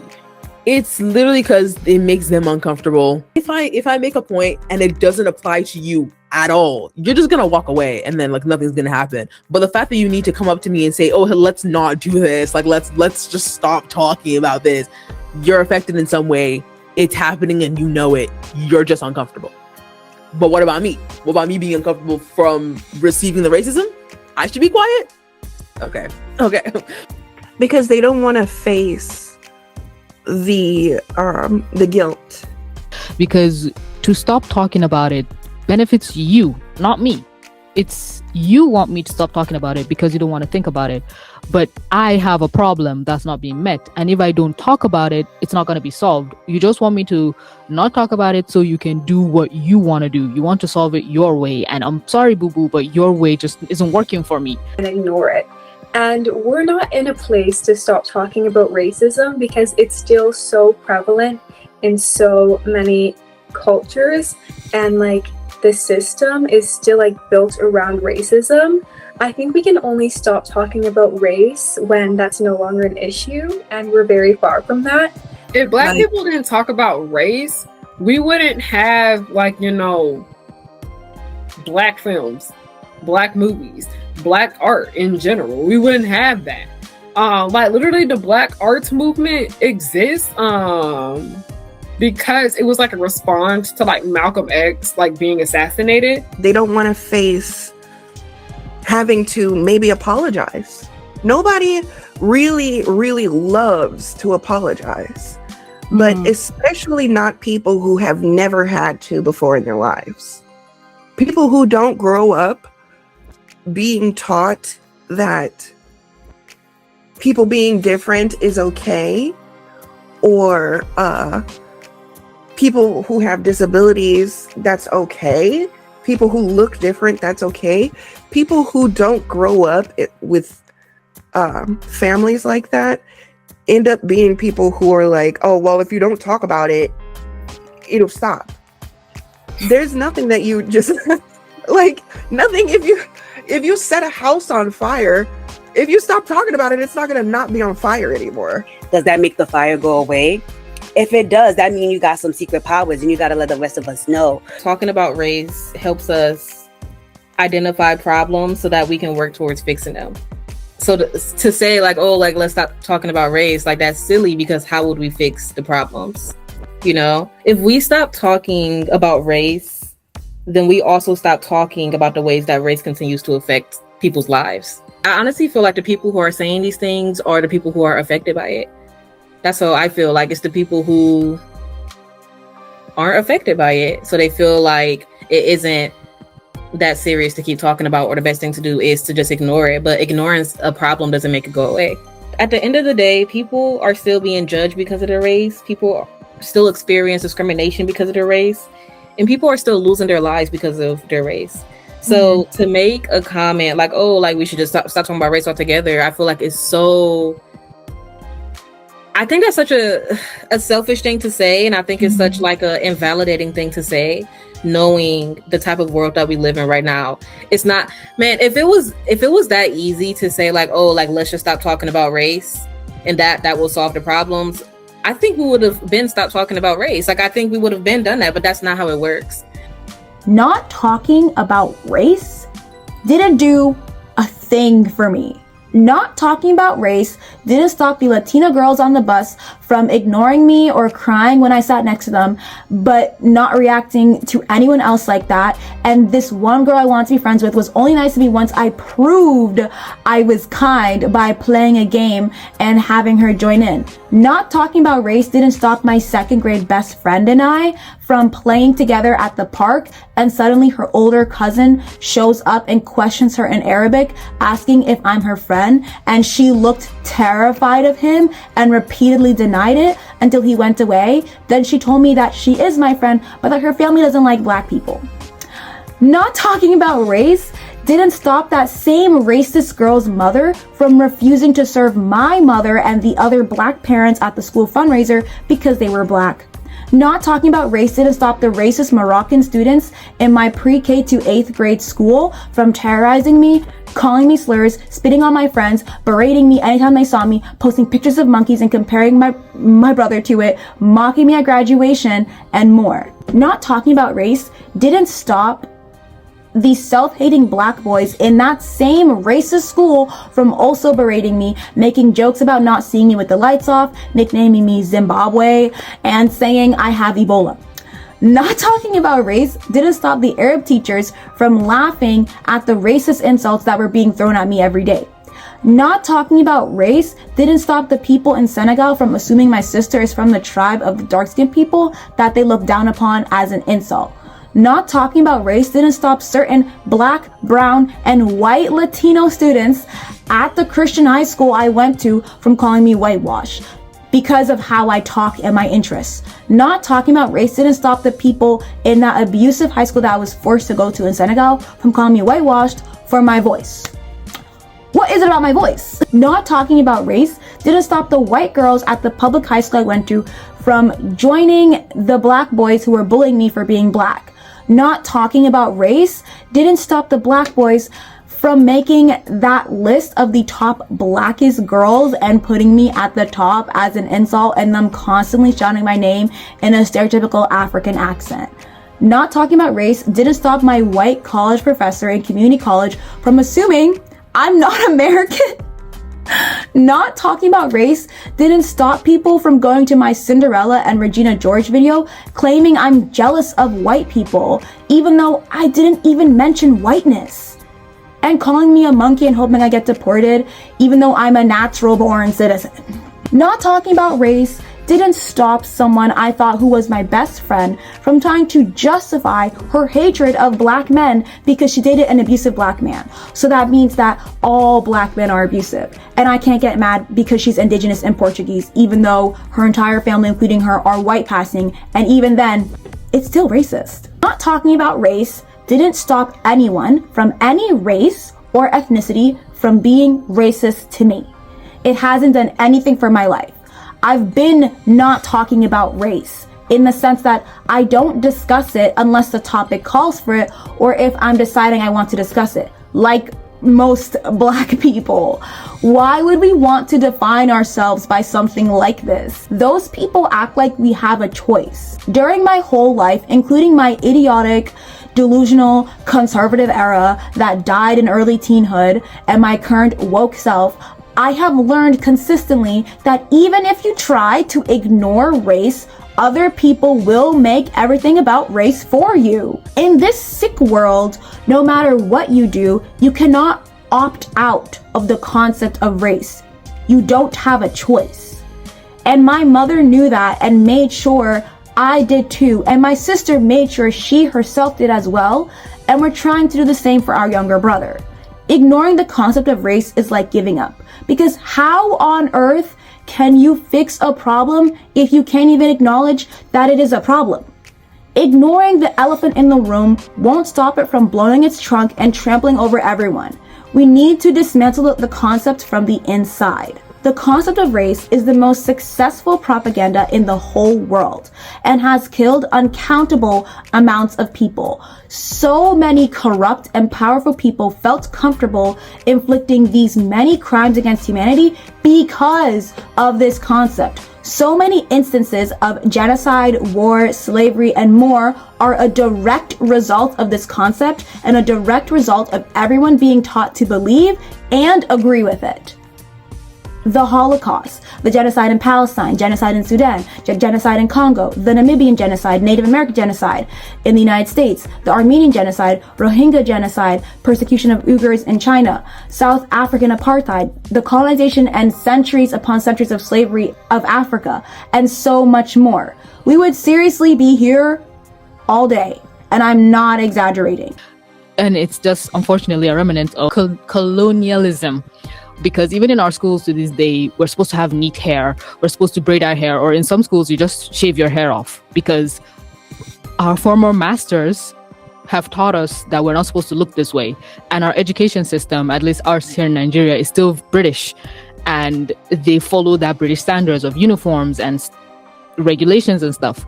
So even though a lot of countries have been independent for maybe 10, 50, 60 years, we're still having to undo the damage of being ruled by people who didn't look like us, telling us what to do and how to act. And it's very unfortunate, but at least things are being done to change that. And there's so much pushback against those changes because now you see people saying, why are you not buying our products? Your hair is like nasty. You should relax it. And we're like, no. Oh, why aren't you importing our dolls? We manufacture them better. And we're like, well, we'll just make our own. I'll figure it out along the way. So good things are happening, but they're happening very slowly. Levels, like biblical levels of oppression. Like there's still buildings, if I go to maybe my hometown, there's still buildings from when the invaders were here, and people don't want to knock them down. And we're like, why? They're like, it's history. I'm like, it's bad history. Knock it down. But people, maybe your great grandparents or something are attached to it, and they're passing it down through generations. So you still have this massive, ugly scar from generations ago still looming over you, and you that were blessedly born in a different era, you don't have ties to any of that trauma, and you just want to flatten it and move on and just start anew. So there are still some things we are fighting. We're trying to get rid of even the ghost of chains that are still with us. Every industry benefits from it, including but not limited to education. I mean, I already explained the biases against Black girls in school. Entertainment, what this whole video is literally about. Medical, I explained that. Beauty, I mean, why do you think so many Afrocentric dark-skinned Black girls think they're ugly? I know that the B-centered is based in other things as well, like capitalism and pedophilia, but race is also a huge factor in it. Fashion. Have you heard of those fashion companies going to Africa, finding dark-skinned models and having them walk the runway, then bringing them back to Africa? No? Didn't expect you to. And especially politics. I don't think I need to elaborate on that. We don't know what the world would look like without it, and we probably won't see that in our lifetime. But we can make things better for younger generations of Black children. And a good way of doing that is through our media. As I said, the media influences society, and society influences the media. We need to decondition our fellow Black girls and women from agreeing with the concept of race and start including a lot more Black women and girls in our media of differing personalities, opinions, and perspectives. And I believe that will bring us closer to our goal. Even if all these problems don't fully ever go away, just look at how far society has come for Black people. We can't just stop because things feel like they're never going to get better, because they can always get better. The defeated mindset will only hinder us from prospering. We have to be stubborn, we have to be determined, and we have to be resilient. We just need more representation across like the full spectrum of like Black girls, period. I think that having like more Black women in the room would be helpful so they can kind of share their experiences. I think personally, there just needs to be more of us, and we need to support more of each other. Introduce someone that actually understands the problems of Black media into those more higher powered spaces. I want Black characters made by Black people. I want Black art made by Black people. Like, just let them in the room. Pay them for their time. Let them, like, make this stuff. They want to be there. Like, y'all try to act like Black people don't want to work. No, we want to work. We want to be there. We want that seat at the table. We just need more representation. We need more Black girls in media, period. We need more dark-skinned girls in media, period. I think Zendaya has done her part. I think now we need to allow more like dark-skinned girls to like have these roles. I used to say, okay, we need more Black people in the writers' rooms. The thing is, I was gonna say just have more Black people on your team, but that doesn't even solve it, because you see teams that have like a lot of melanated people on them, but if you can't speak to the boss and tell him, hey, don't do this thing, because sometimes a writer might write something and you as maybe the animator can flag this thing as racist, but you're a junior animator, so you don't want to complain so you don't lose your job. But half the time when we get those Black people in the writers' rooms, they get used as tokens and their voices don't get to matter.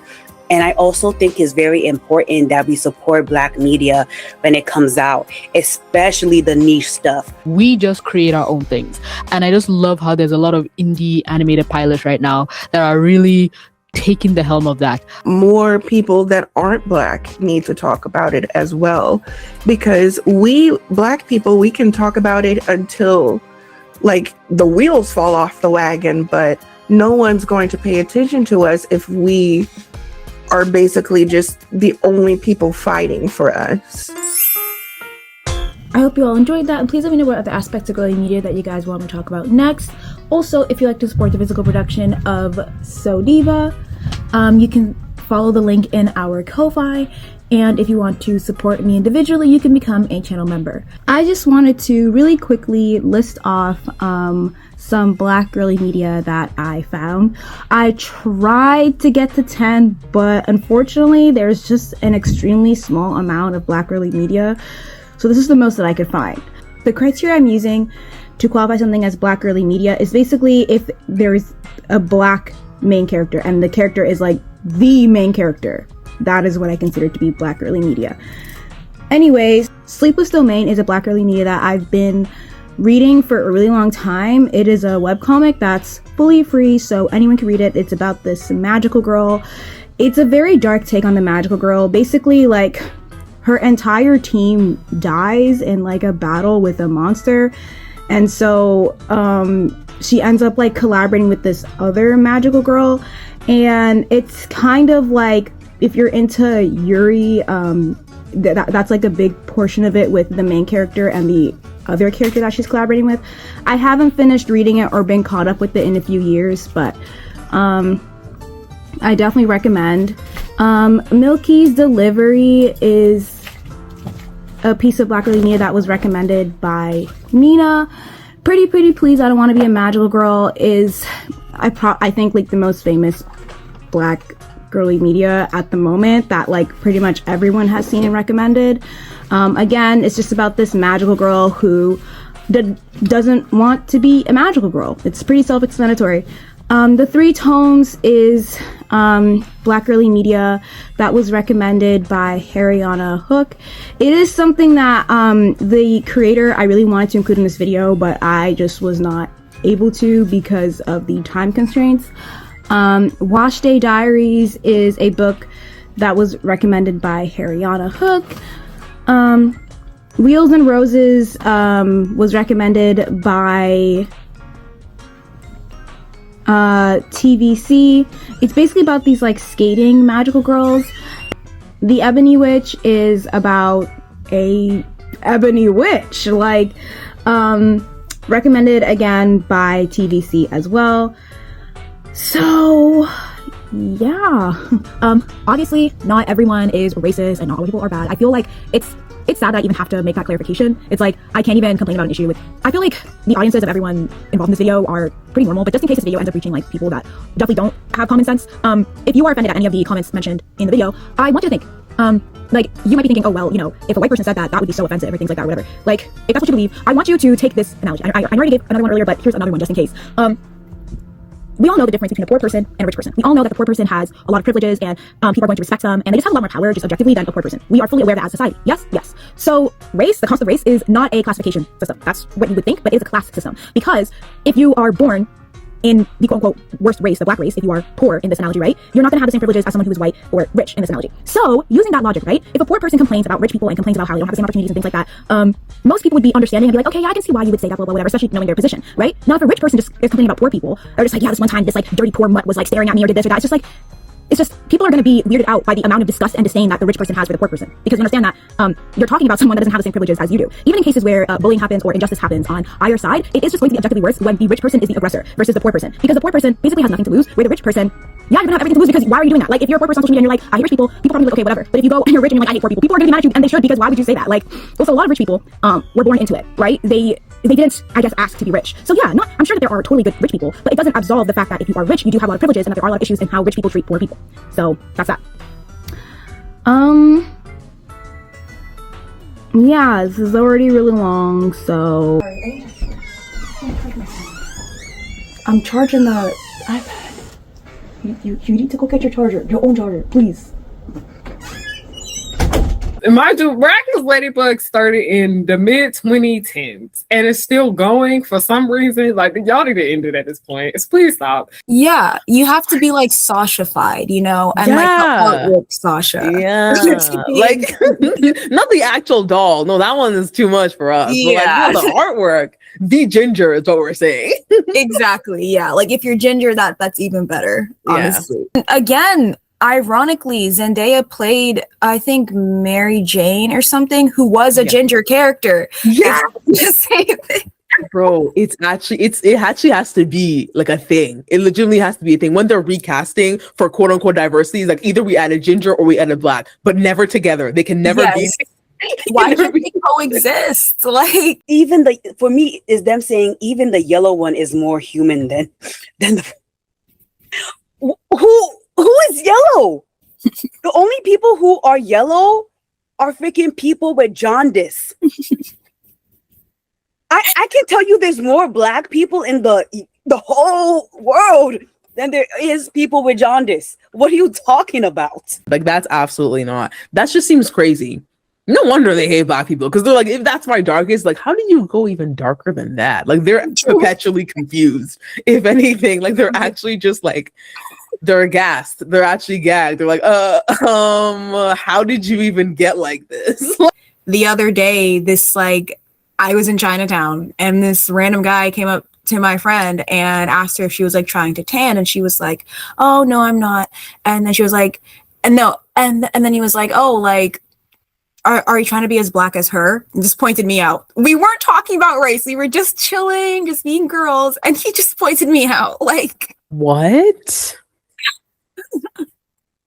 That is insane. Like, it's also so weird that they feel the need to come up and voice that opinion to you. Like, you could, there are such things like inside thoughts. There are those things like you can choose not to say something, but they're like, no, I need to make sure that they know that I think like this. Like, that's just, it's a must. That's always just been insane to me. He tried to pass it off and be like, yeah, like I'm a bit of a comedian. Okay, well, who's laughing though? Like, honestly, it's dead silent in here. What are you talking? Huh? You might need to work on your work. Actually, you might need to work on your bits. Maybe go back, rework that one, come back fresh.